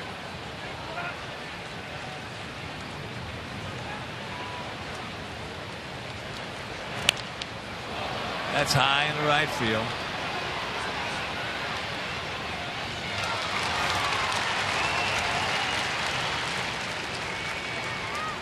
One out. Sox fans, join us on Friday, July 4th at 6:10 as our Sox take on the Mariners. Robinson Cano and the Mariners. First 20,000 fans ages 21 and over will receive a White Sox tailgate flag presented by Miller Lite. Also enjoy our Independence Day celebrations and post-game fireworks presented by Miller Lite. It's not just a good time, it's Miller time. Miller Lite, official beer of your Chicago White Sox. So WhiteSox.com or 866-SOX-GAME for tickets. Pence pops this one up into left field. He is now 1 for 3 with a home run. That was in the first inning.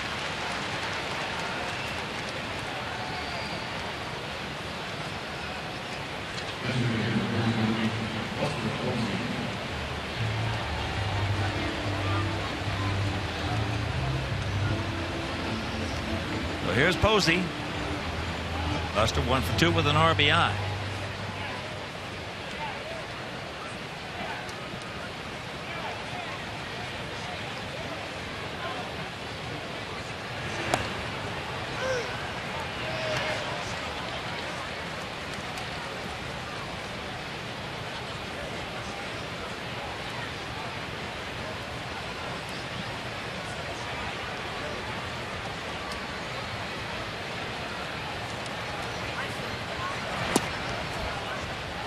One and one to count.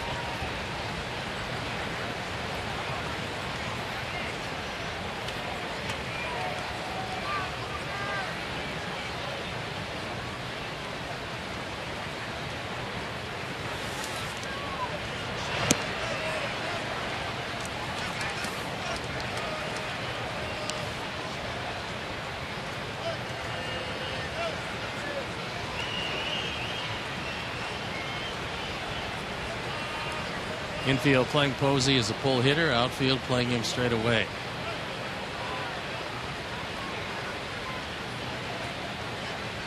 Gap in right side. As that is fouled away right side.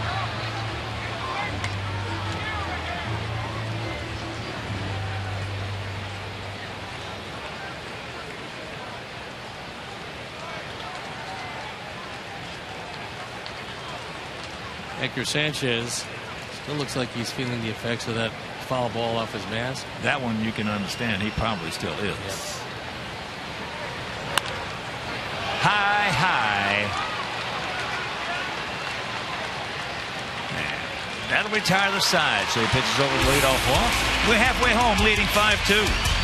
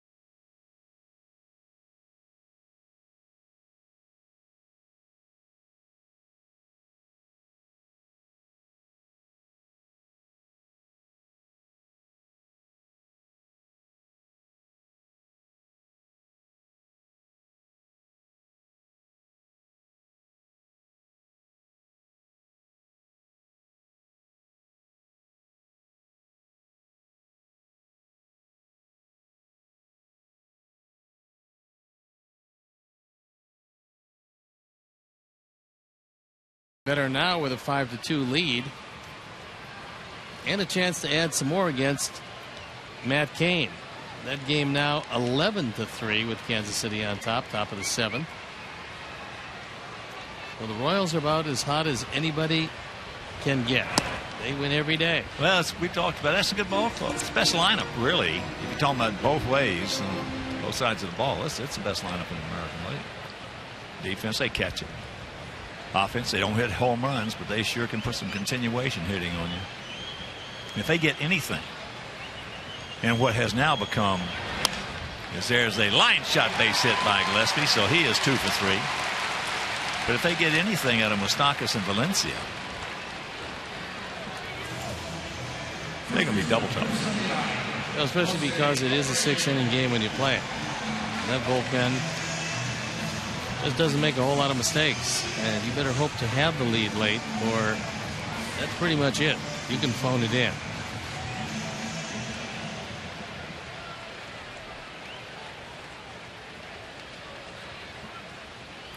So here is the cannon.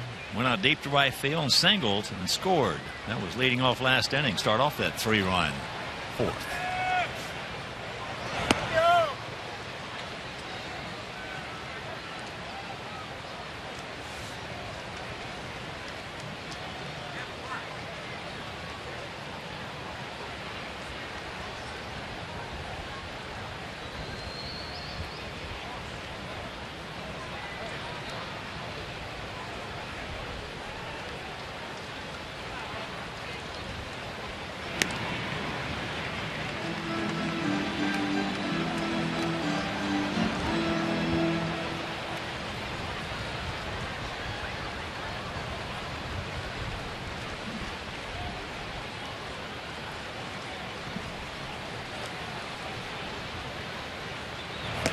Ball gets away.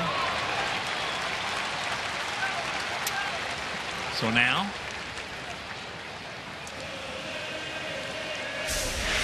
this is his first wild pitch. First of the year.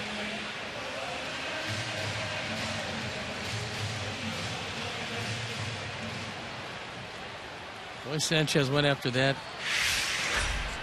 It appears he still is feeling the effects of that ball because he didn't open his glove.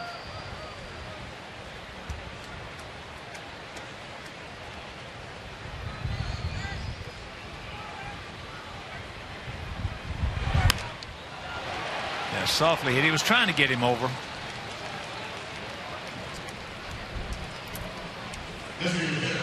Join Jen Latta on Thursday night at Jesse Oaks and Gages Lake for the next taping of Beer Money. You can test your knowledge of Chicago sports for a chance to win some cash. Beer Money, presented by Coors Light. With great beer comes great responsibility.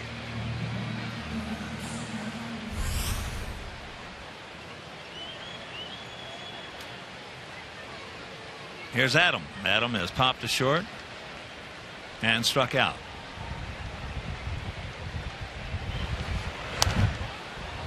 Trying to take that one into left field.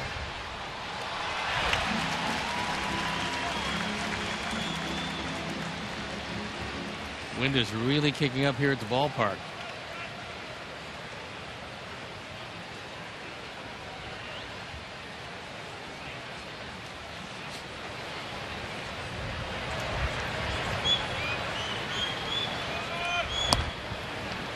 Jacks it up. Adam has seen Kane now 22 times, has 6 hits, 4 of which stayed in the park.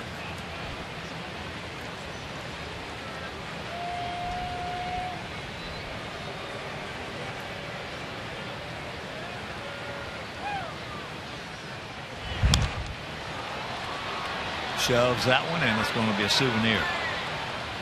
Adam saw him when he was a member of the Diamondbacks and when he was a member of the Nationals. I don't think that he saw him as a member of the Cincinnati Reds. That might have been too far back for Matt Cain.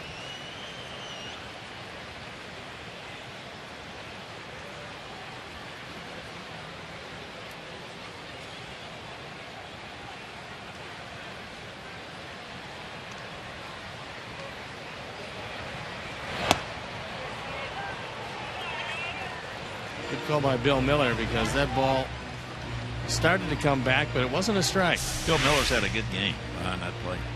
Just barely misses on the inside corner. He doesn't get the movement he wants. And it evens the count at 2-2. We had a even though we got swept, we had a well umpired series against Kansas City. Did that. Chops that one foul. I wish we could blame it on him, but we can't. Dadgummit.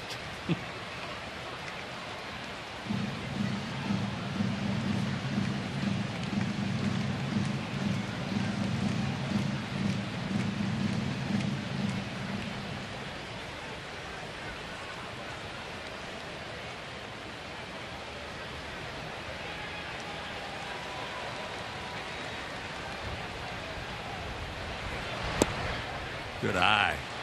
Right at the bottom.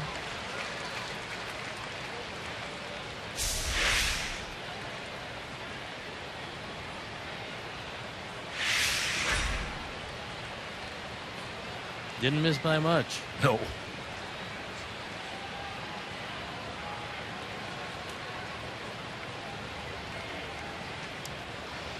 First few pitches in the at bat up in the zone. Next few down in the zone.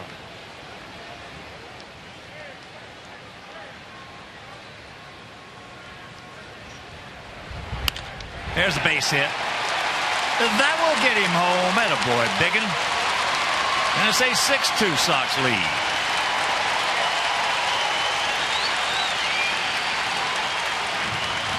'30th run batted in for Adam.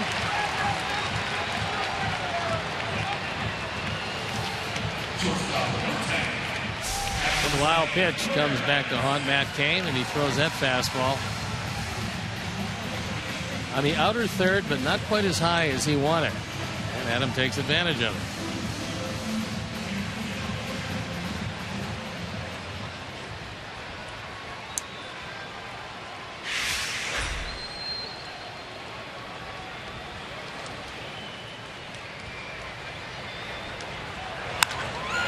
And that's foul.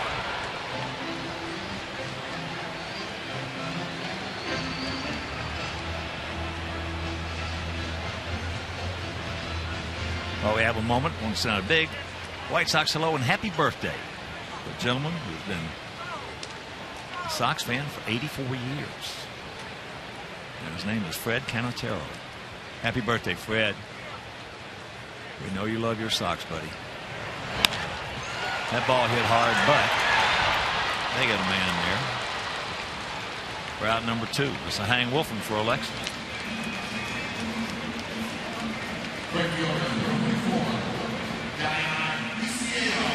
Fred must have had Jim when he was 12. Jim's got to be, what, 70, 73? 9 when he hits it. Yeah. I figure something along those lines. Jim's kind of an older Sox fan. Yeah.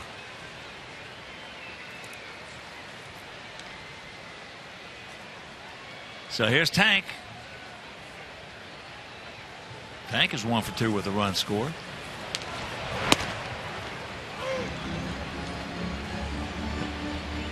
Takes first pitch strike.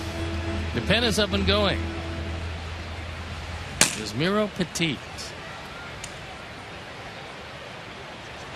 A chance for the game to talk with one of your old teammates in winter ball, Damaso Blanco.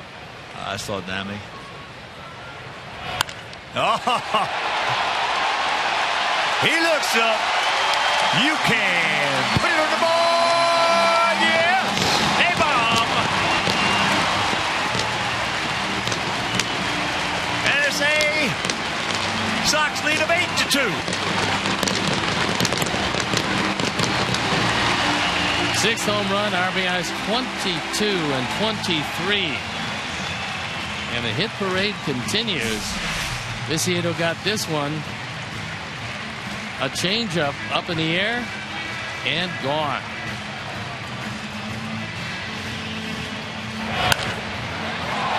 Ford home run replay, and not much doubt about this. Estimated at 426 feet.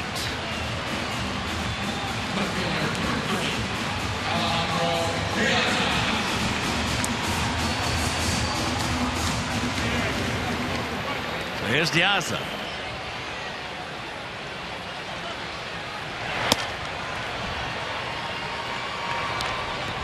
Yeah, Damaso Blanco was a nice little player. He played third base for us. When I mentioned I was at first, Pete Rose was at second, Tommy Helms was at short, and Dami was at third.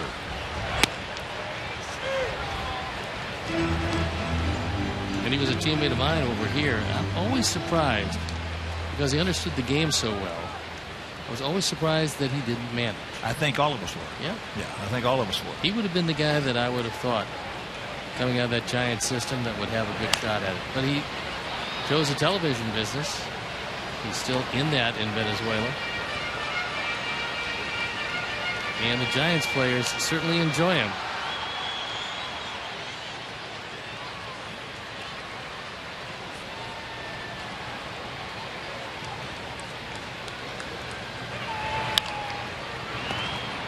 Bobbled, but Mike Morris will make the play. Another crooked number goes up on that board. We'll go to the 6th leading 8-2.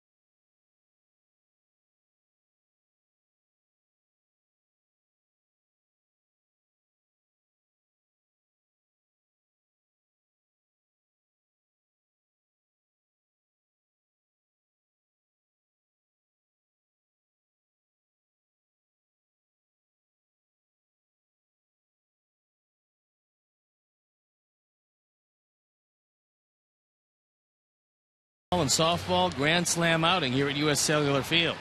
Special recognition goes to teams representing the Park Ridge baseball and softball programs. Congratulations to all of tonight's participants.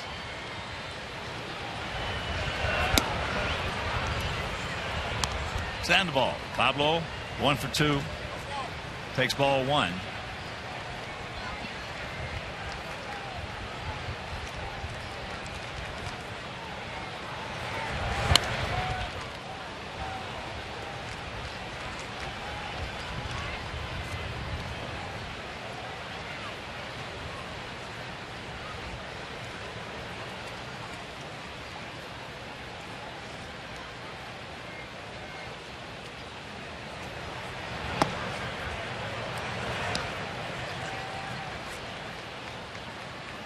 Eight runs on 10 hits for our guys. 2 runs on 3 hits for their guys.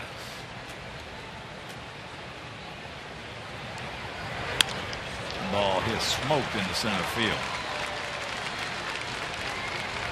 That's the second time that Pablo got a fastball up in the zone, and the second time he has hit it identically. A line drive, 1-hop shot to Adam Eaton in center. This was a changeup, and it was up, and they get hit. John hasn't made too many mistakes tonight, and what mistakes he has made, he's pitched over.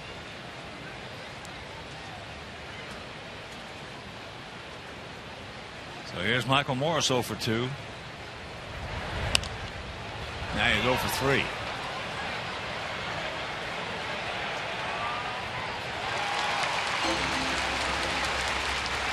One out.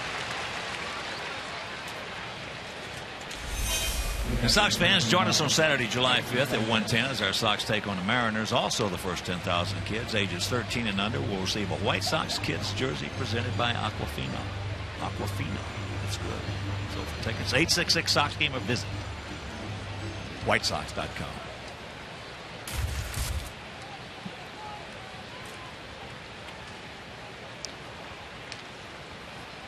Here's Sanchez. Hector took a shot.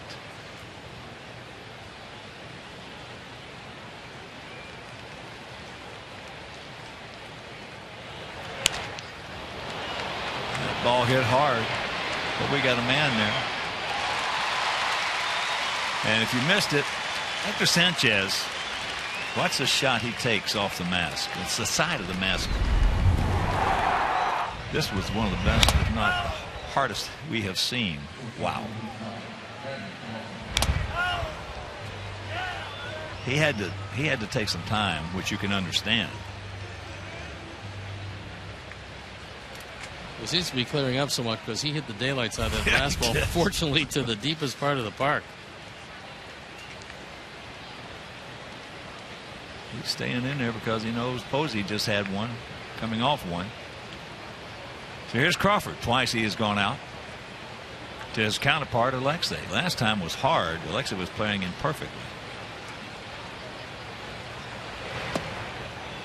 Big hack at a hook.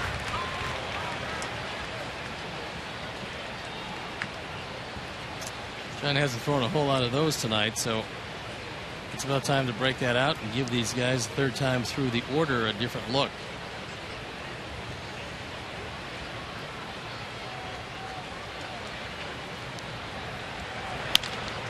And there's a base hit. Pablo will pull up at second. So 2 out, 2 on.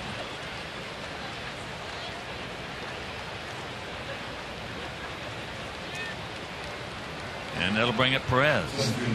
Juan has struck out twice. Once swinging, once called. And that Kansas City 11-3 lead over the Tigers. Gordon 2 for 5 with a homer, his 8th. Moustakas hit his 7th. Both those coming in the second inning off Scherzer. I saw Gordon's. I didn't see Moustakas. Billy Butler 2 for 4. Infante 1 for 3 with 3 RBIs. Escobar 2 for 4. They're starting to get heated up with those bats. If they do that. Whew. With that bullpen they got. Somebody's in trouble.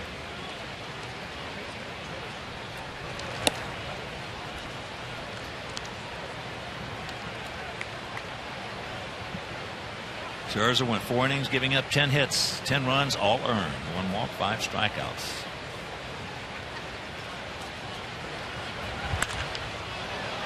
That's high into left center field. That is a can of corn. And that'll retire the side. Go to the bottom of the 6th, leading by 6.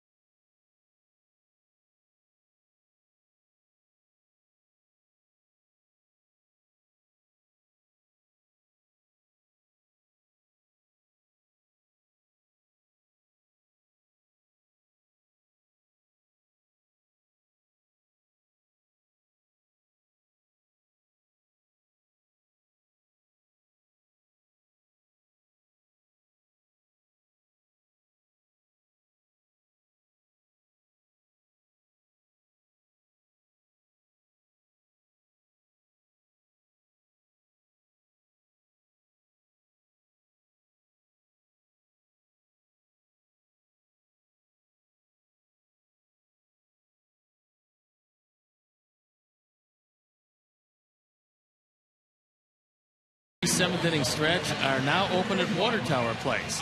The museum combines high-tech interactive experiences with an impressive collection of game-used treasures. Come challenge yourself or your friends. It's the Chicago Sports Museum and Harry Carey's 7th inning stretch at Water Tower. And a new pitcher. Petit comes into the game. Yusmeiro Petit on for the 19th time, a 3-3 record, 4.59 ERA. Pretty good control. He has, however, allowed 6 home runs. And the left-handers have really hurt him.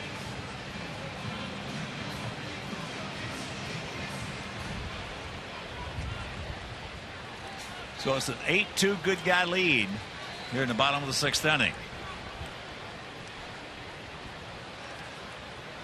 And driving to the ballpark today, I was thinking to myself, we have got our work cut out for us with Matt Cain on the bump. He just hasn't been the same since that hamstring problem. And well, as Tyler pops it up right side, Tyler had a real good at bat in the 4th. Bases loaded, 3-2. And took a close inside pitch for ball 4.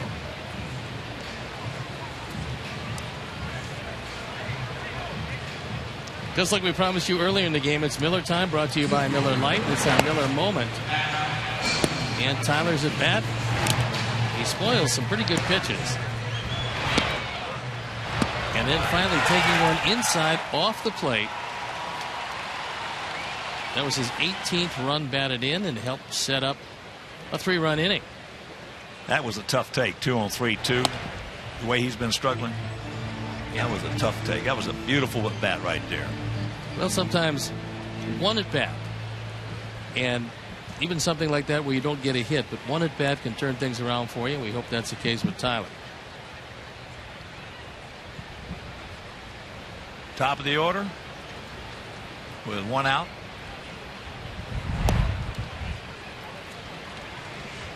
Adam is 2 for 3 with an RBI, a run scored, and a stolen base. Our catalyst, our go-go guy, Adam a go-go.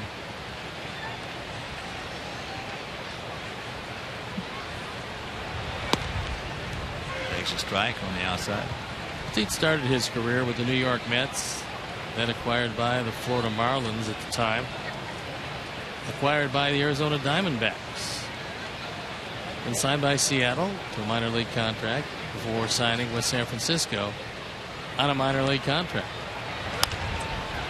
That's popped up left side.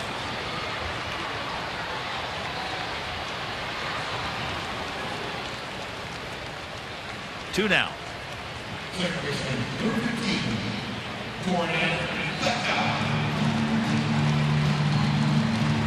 But here's Gordon. He put us on the board in the third inning. 2 out. Adam. He got a fastball. It was on the inner portion. And down 2-0 at the time. That was a big lift for the ball club. So here's Beckham. Takes a strike. I'm still, after all these years in this game, I am still, it's the first time I've seen Matt Cain pitch in person in a long time, only in spring training. Okay. And again, you got to go to not what a guy's doing, what he's not doing.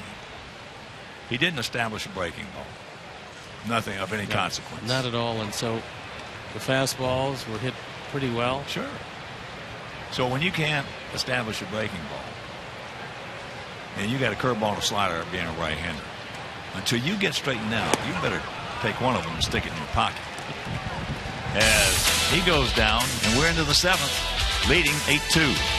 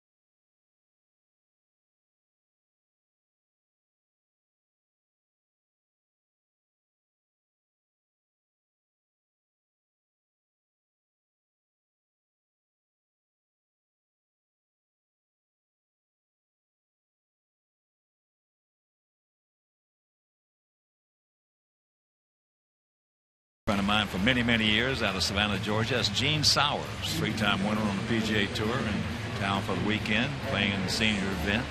Gene, lucky. First of all, he's lucky to be alive, and certainly lucky to be playing golf. He had what they call the Stevens-Johnson syndrome. That's where the skin starts burning from the inside out, and he almost died. And they had to graft skin from all over and staple it back together. That doesn't sound too good. No, but he is such a sweet person. I've known his dad and his family forever. So he wanted to come see our Sox play tonight.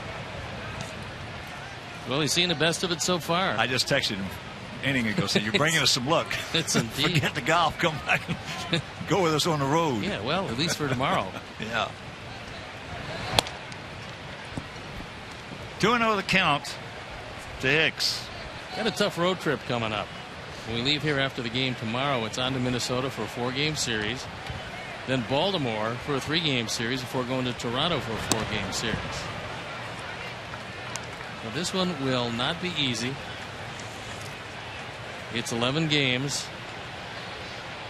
Toronto's still in first place by 4.5 games over the Yankees, so that is one solid baseball team. There's a strike and the count 3-1.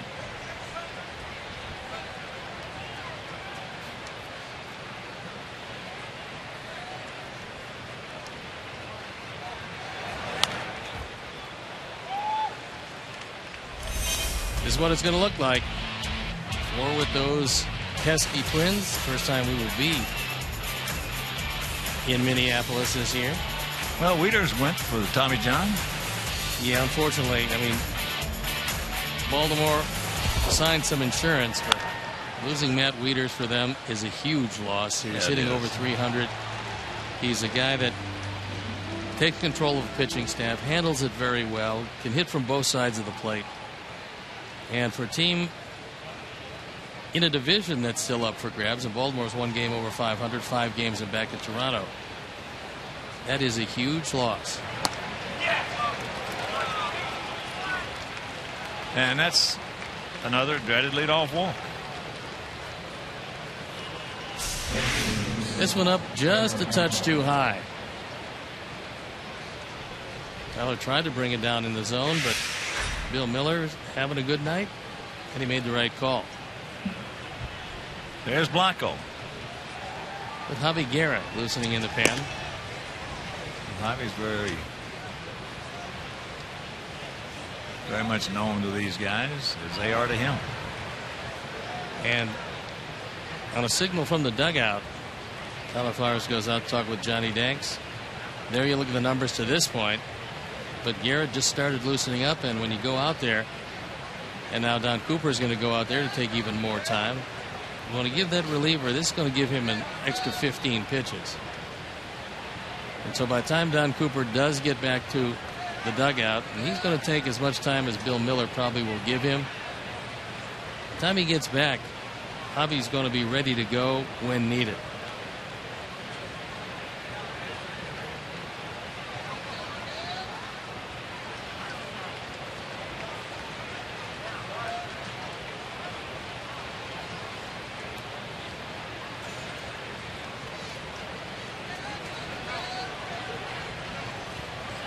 Blanco 0 for 2 with a walk and a run scored.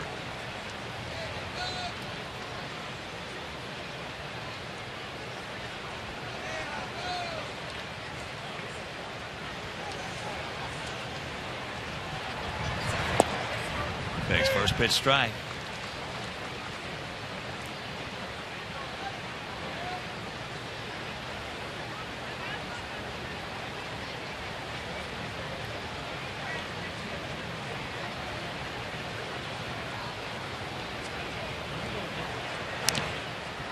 And a count 0-2.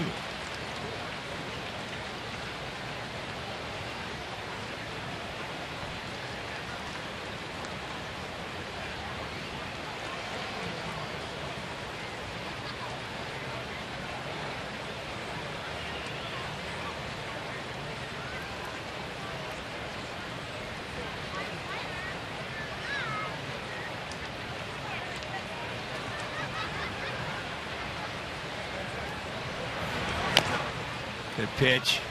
Ate him up. Fights it off.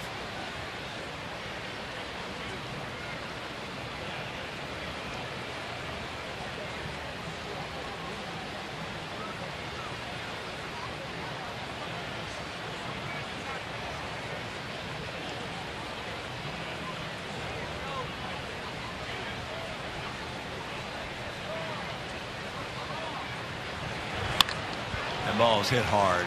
We got a man there. That's a hang whooping for Gregor Blanco. 1 down. And our Sox and Comer Children's Hospital are teaming up to promote a healthy lifestyle and combat childhood obesity with Family Sundays. Now, kids' activities include pregame player autographs and running the bases postgame. That's weather permitting. As Robin comes walking out, so WhiteSox.com/Sunday or 866-SOX game for tickets. So that's going to be it for Johnny Danks. Javi Guerra is going to come in to face Pence. He's hit a home run tonight. Took a good solid swing back in the 5th inning. And John got a whole lot of offense from his mates tonight, and he will exit the ball game getting a standing ovation from a very appreciative U.S. Cellular Field crowd. Over 25,000 strong here tonight.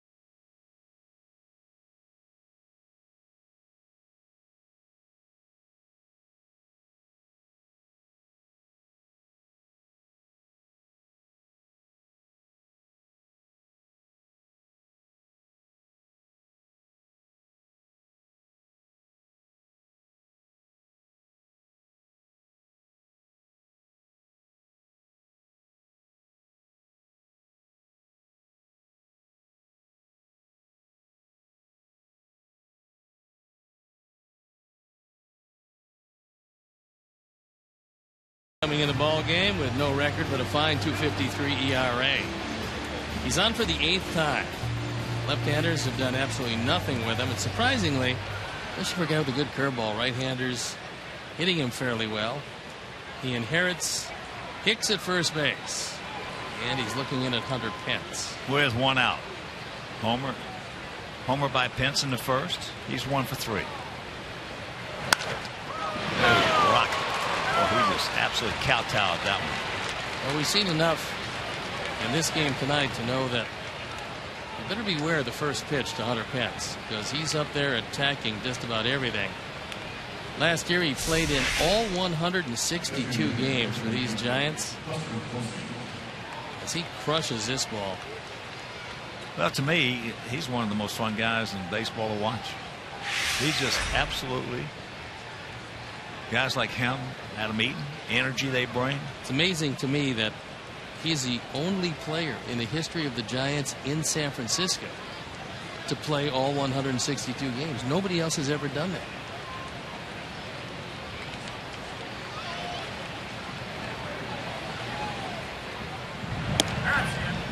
Back in the 60s, let's see.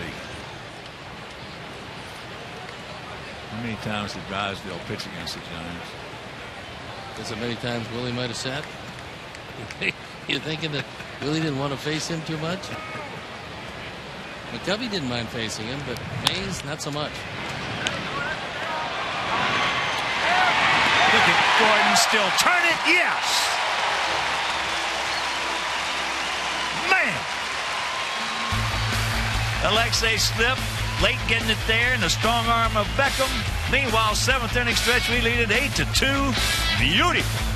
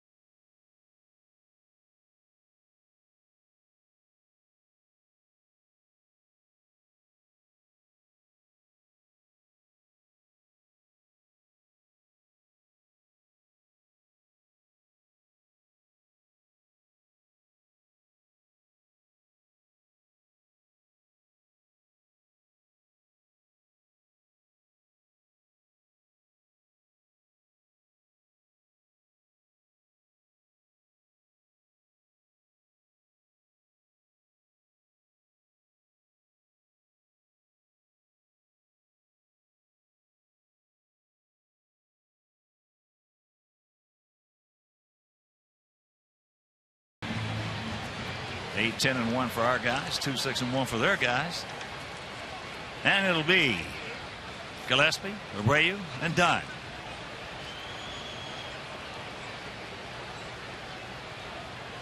Gillespie 2 for 3 with a run score.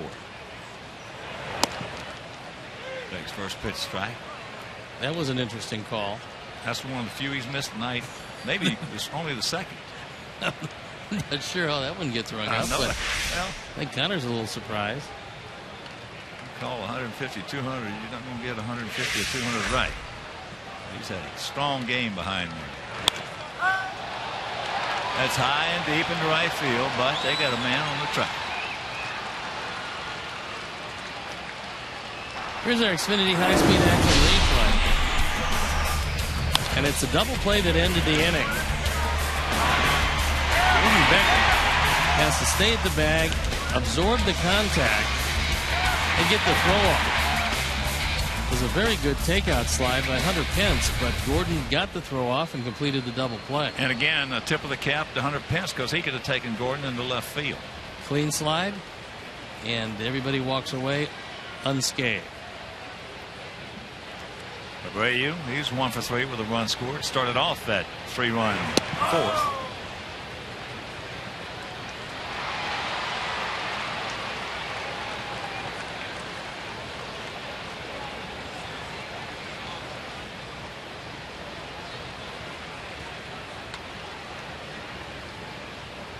Royals beat the Tigers 11-4 at Comerica Park. Pretty amazing that they have overtaken those Tigers and moved into first place. Well, I was sort of chuckling a little bit. Everybody saying the Tigers are going to run off and leave. This is a couple of weeks, 3 weeks ago. The Tigers are going to run off and leave everybody in the dust in the Central. That's just not going to happen. And the reason being,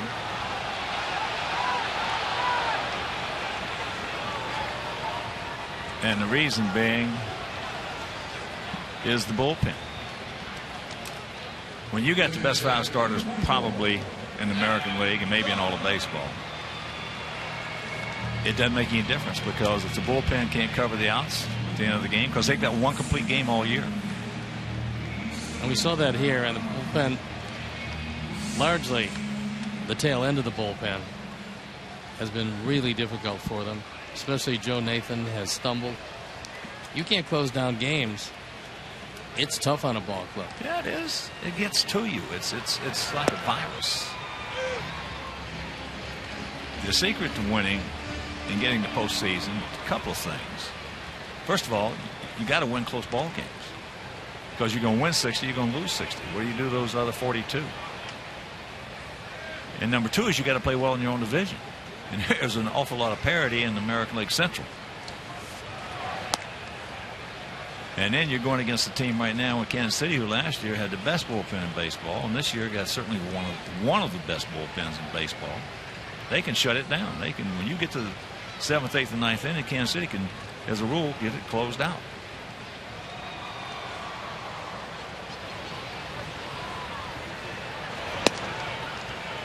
There's the strike.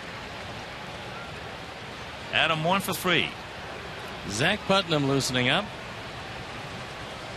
Looks like he will come on to pitch the 8th. Adam had a big RBI single in the 5th.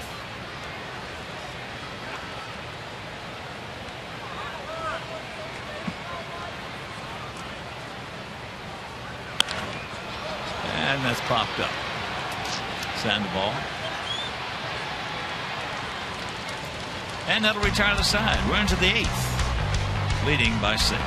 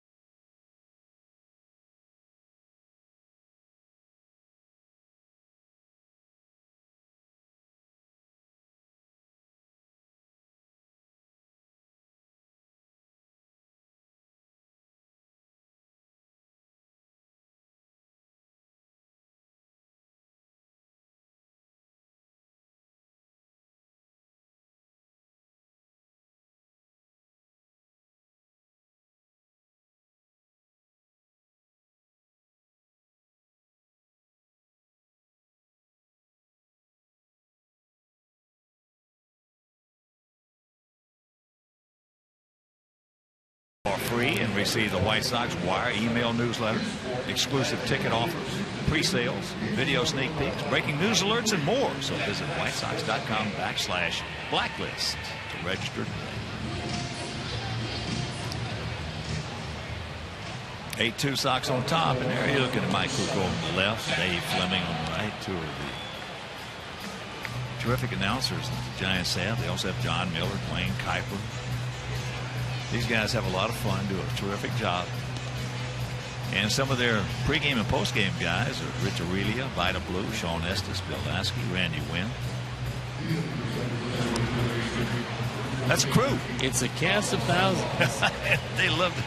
Also, they have Erwin Higueros, Tito Fuentes, Luis Landero, Spanish-speaking announcers. So they've got some guys like to have some fun over there too.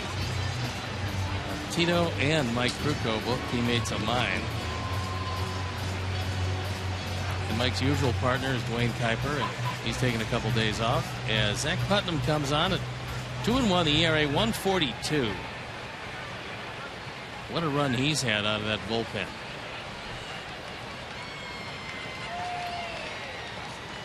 So here's Pablo, 2 for 3. And he'll turn around and hit for the first time from the left side, which is his best side. Well, we talked about it. It's not what he hits, it's when he hits it. He is a big 7th, 8th, and 9th inning guy.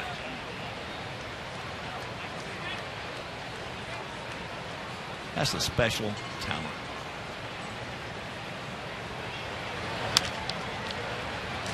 Special talent. There's a chopper to hopper, and that talent, like relievers, you got some guys that cannot get the 25th, 6th, and 7th outs in a ball game. Oh, there's a lot of guys that can't do that. Because if there were more guys that could, teams wouldn't be in the market for closers, and they are. You get yourself a good closer, you can usually make a pretty good deal if you have a couple of guys, one guy who's ready to step in for the guy you already have.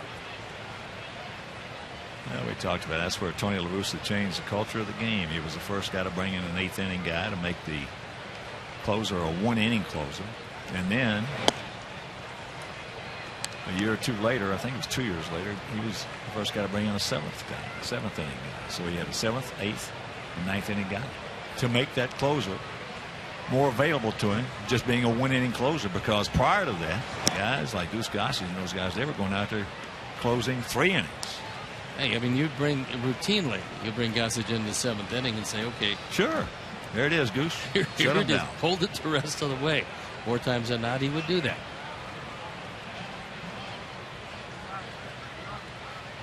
Morris takes a strike, and they count 2-1. That changed the whole culture of the game.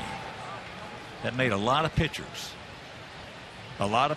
who were not going to be highly paid. That made a lot of pitchers highly paid pitchers. Well, there was no designation for them. They were guys who were, they considered them middle relievers. You had one closer. The rest of the guys were middle relievers to be used interchangeably at various times depending on who was hitting. Yeah, 1 or 2 long guys. And now, if you get that lockdown setup man, he's absolutely as valuable to the team as your closer, because you can't close without that setup. 3-2.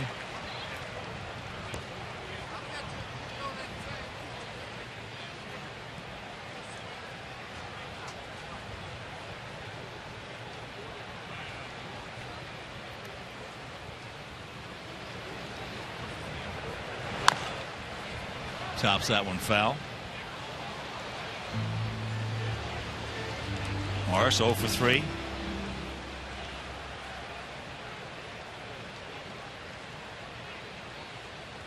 Nice young man.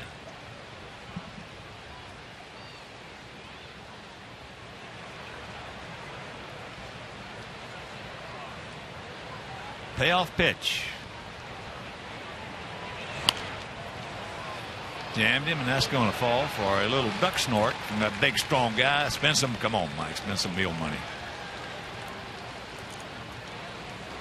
But he'll take it.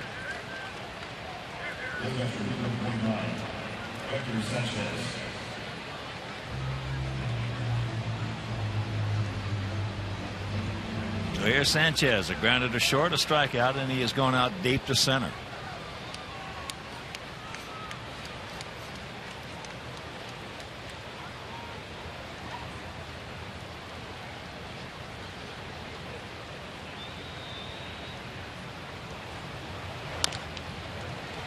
And that's chop foul.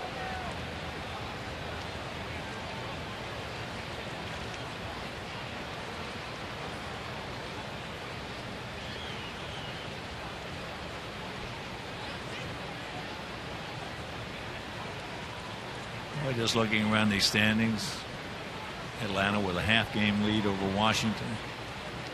Talking to some of the Giant people prior to the game.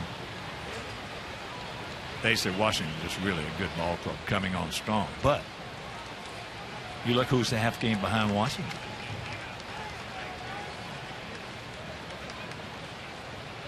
Well, the Marlins are that's them.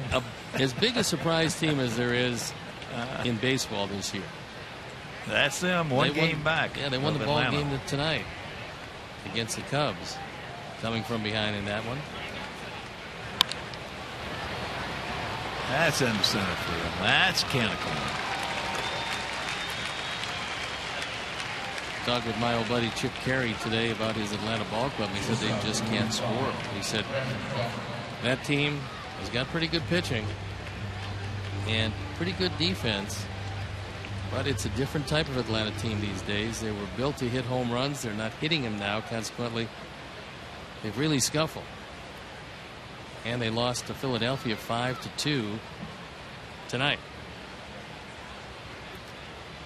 And Kansas City taking over first place. They have now won 9 in a row. As we said, it's not who you play, it's when you play them. We caught those guys a long time. And so apparently has Detroit.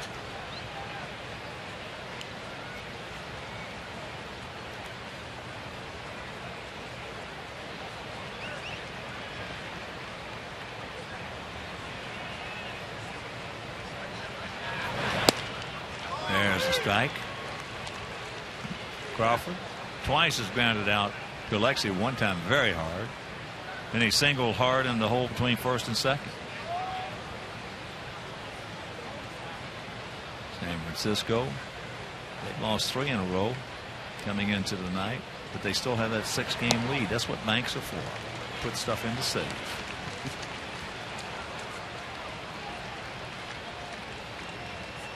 Dodgers 6 back. Rockies 9 back.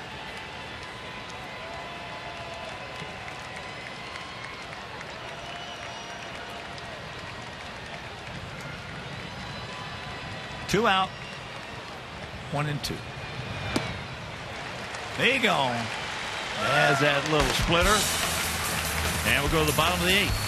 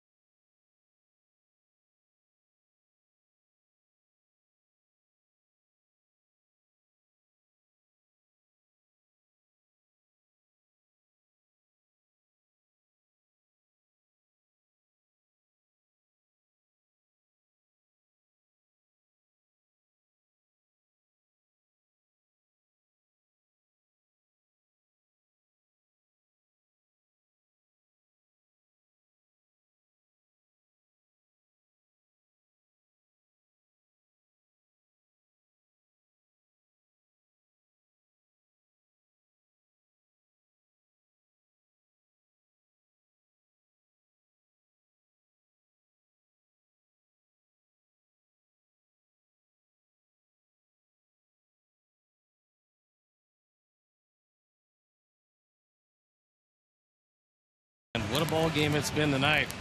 Johnny Danks, 6 in the 3rd innings, a couple of runs on 5 hits. He stands to be the pitcher of record, and that would make him 6-5 for the year. Alexei takes ball 1.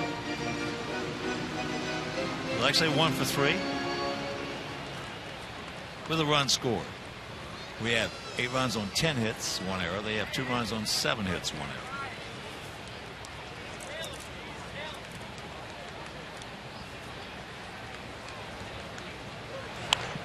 Cues that one foul. And the finale of this brief 2-game set and this homestand tomorrow. And that is a 1:10 start.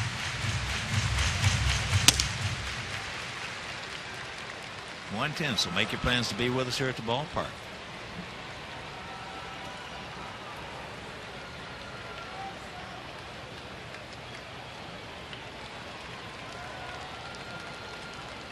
There's going to be some pitching matchup tomorrow.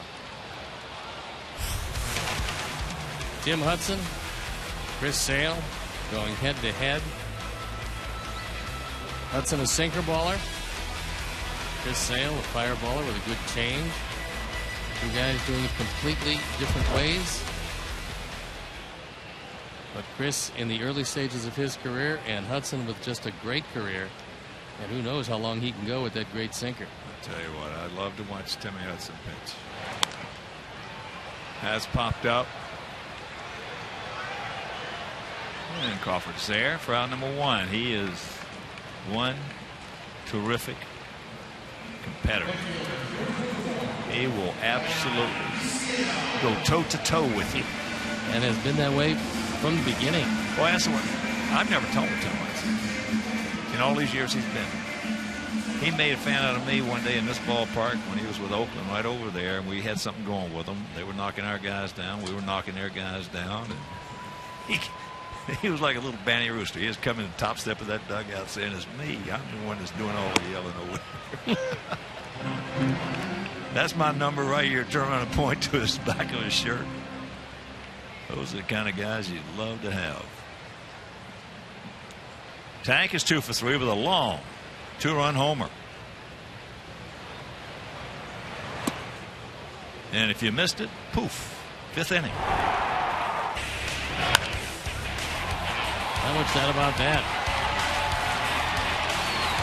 Matt Cain didn't even turn around, didn't have to. You can tell by the sound of the bat. And you know it's not going anyplace good for you. All he had to do was look at Bill Miller and say, "Give me another one." Well, it's pretty interesting. Occasionally you find situations. Doc Ellis, in his tour of the many teams he toured with, knocked down Tom Chopay. You remember little Tom Chopay? Yeah. And at the time, Reggie Jackson was with Baltimore. Reggie got up, turned around, and pointed to his number. "Don't throw at those little guys. Throw at me. Here it is." So when he came up, I know what you can say. he came up. Doc Ellis hit him right in the face. I know what you're going to say. Yeah.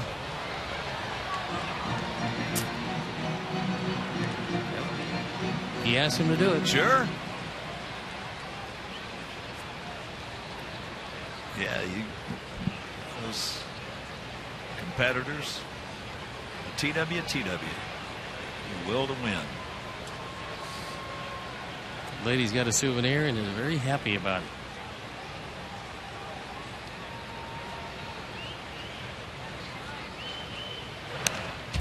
Good hack. Fouls it back.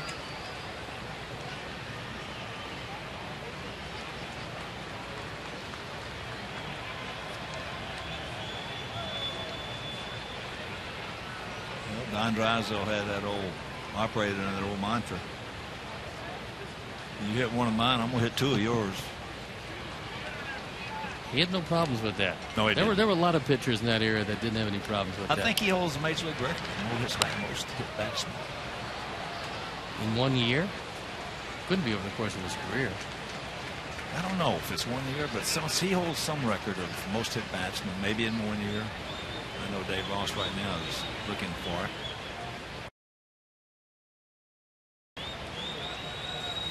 They had some guys on that entire Dodger team that had no problem throwing at you.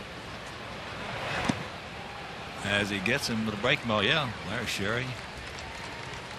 Stan Williams.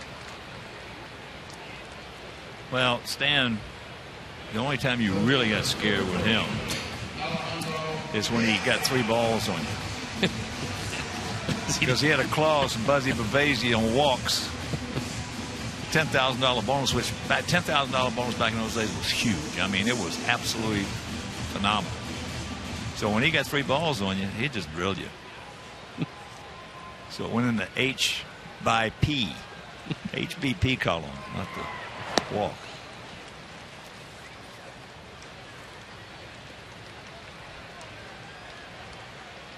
Alejandro 0 for 3.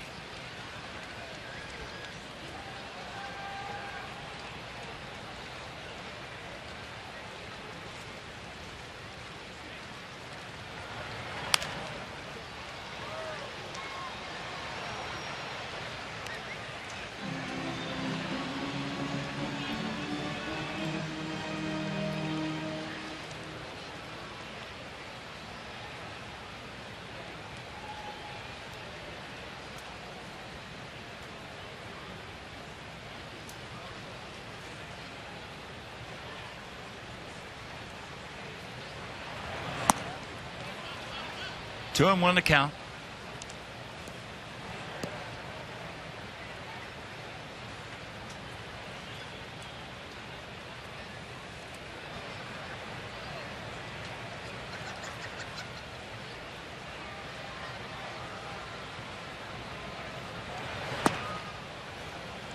And it evens. Pettit doing a good job. He has retired everybody that he has seen.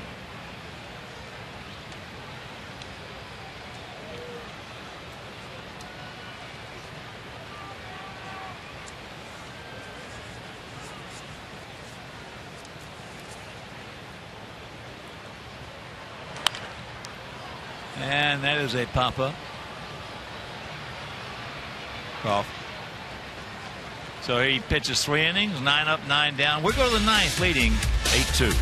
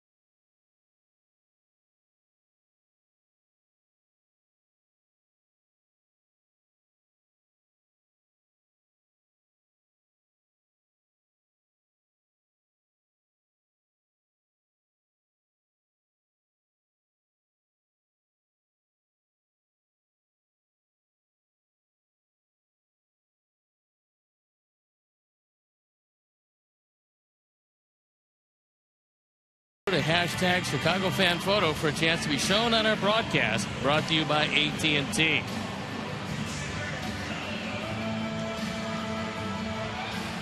So Daniel Webb comes in to try to finish it off here in the top of the 9th inning. It's an 8-2 game.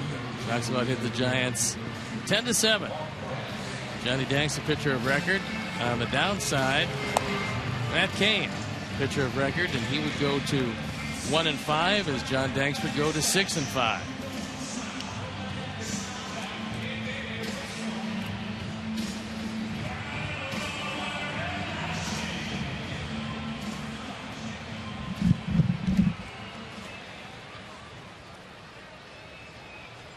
Juan Perez steps up.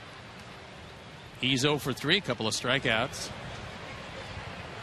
It'll be Perez, Hicks, and Blanco, and if anybody gets on, Hunter Pence. That one fouled off to the right.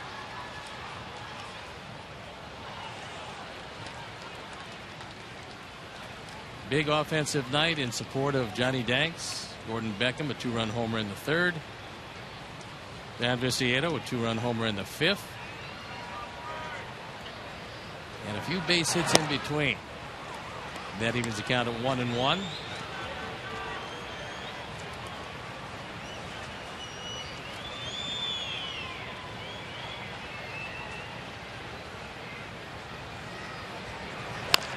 And a little chopper left side. Connor Gillespie there. Ball flattens out. Gets it across just in time. Well, Perez getting down the line pretty quickly. And Connor Gillespie, not an easy play. It looked like it was going to be a routine chopper, but it looks like it hits the lip right there and starts to skid. Connor stays with it and gets it across in time.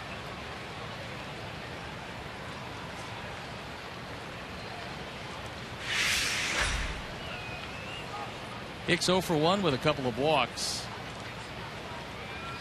Came in hitting 176. And Brandon does have power. He's hit 8 home runs this year.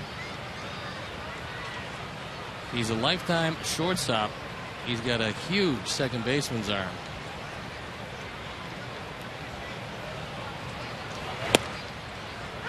And that evens the count at 1-1.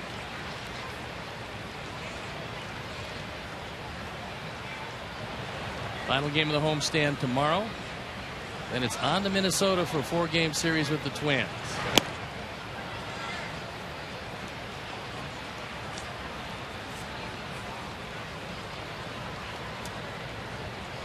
If the Giants do go on to lose this one, it appears that they will.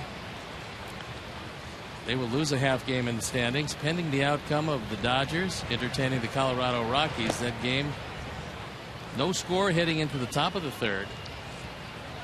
Dodgers 38-34 coming in, and they would move within 5.5 games of San Francisco.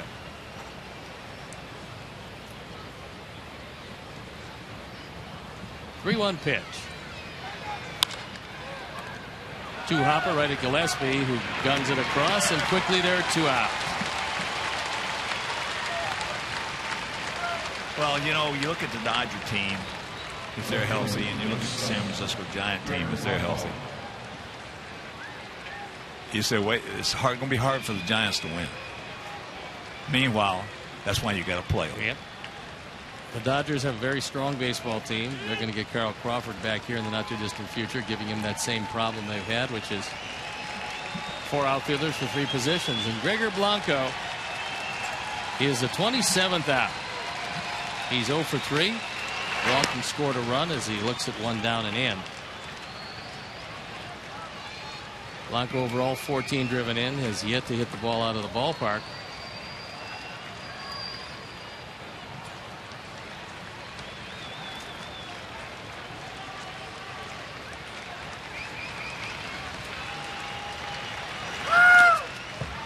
And same place, same result. Bill Miller's going to be telling Tyler, hey, can you put some leather on it, please? Yeah, it's getting late. I just don't really need a foot burger here with 2 outs in the 9th inning in an 8-2 game. So, or worse. Ooh, yeah. Fortunately, that goes through the wickets. No contact for Bill Miller or Tyler Flowers. And it's 3-0. Hunter Pence in the on-deck circle. He's got a couple of hits tonight. He's been the most impressive of all the Giants hitters.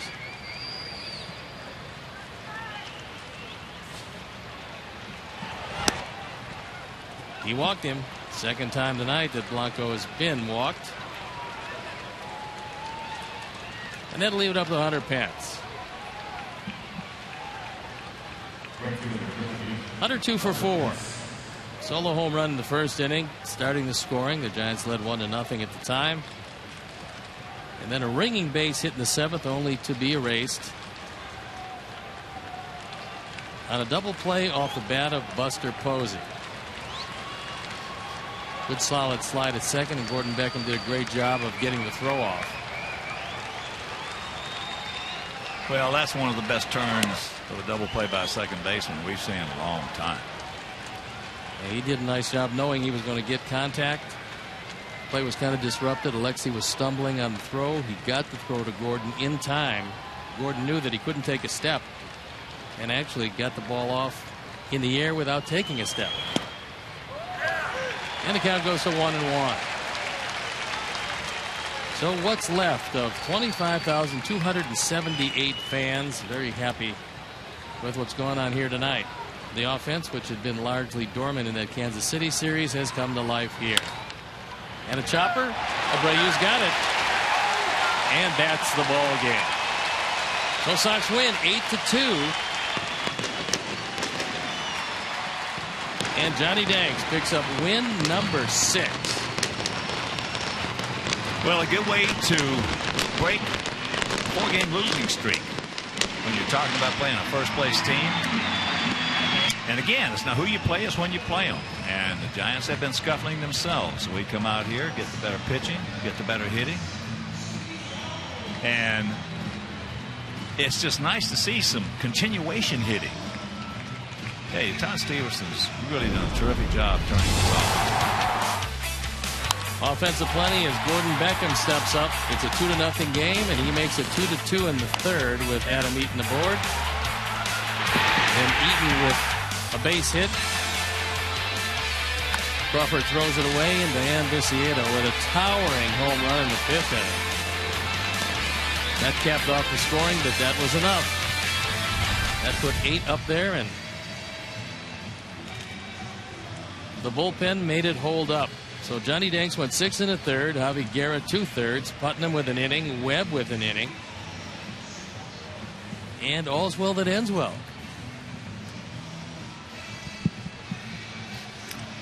All right now let's go down to Kip Lewis.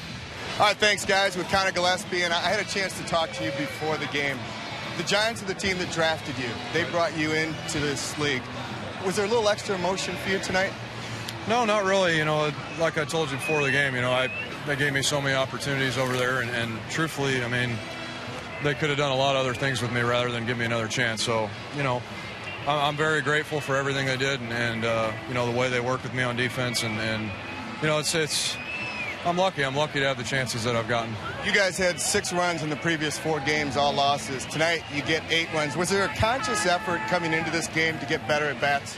Oh, absolutely. You know, anytime you can work counts, grind out at bats, especially in the 1-2 spot. You know, that helps. You know, getting seeing pitches from the starter. You know, those are all big parts of this game. You know, and from top to bottom, you know, everybody contributed tonight. Everybody played good defense through strikes, and we came away with the win. Is this the kind of game offensively that can pick everyone up, especially because things haven't gone so well over the last week? Well, no doubt. You know, it's you know, we finally have some warmer weather. You know, I think the mood was good in the clubhouse today. I think the off day was probably the best thing we could have gotten. Yeah, like I said, it was a team win. Top to bottom, the order of defense, pitching. You know, we were all there. We were all into the game, and came away with a win. And finally, the one thing this team seems to be able to do is be very resilient and bounce back when things haven't gone well. Is that something that you guys have talked about as well? You know, I think that's every team. You know, every team's got to be able to bounce back, and you know, your hat's off the Royals. I mean, that's done now, but I mean, they're playing great. So, you know, it's one of those deals where you kind of hit a stagnant spot in the season. But the ability for us to come out and compete and like I said, grind out at bats, you know, play with emotion, really compete every time out. Oh, we won the game tonight. Connor, appreciate your time. Congratulations. Yes, sir. You're welcome. Guys, let's go back to you. All right, Kip, thank you very much. Right now, let's check out our GMC Professional Grade Player of the Game. It is Johnny Danks, our GMC Professional Grade Player of the Game. So for my partner, Steve Stone, our director, Jim Angier, our producer, Mike Leary, our associate producer, Dave Ross, our technical manager, Mark Harper, for the mayor, Mean Joe Brew. Also for the executive producer, Jim Corno Jr., and for Mike Mayer, Frank D'Amato, Frank Leone, Doug Bullard. This is a Hawk. So long, everybody. Coming up next, Subaru Postgame Live with Chuck and Bill. You've been watching White Sox baseball right here on Comcast Sportsnet.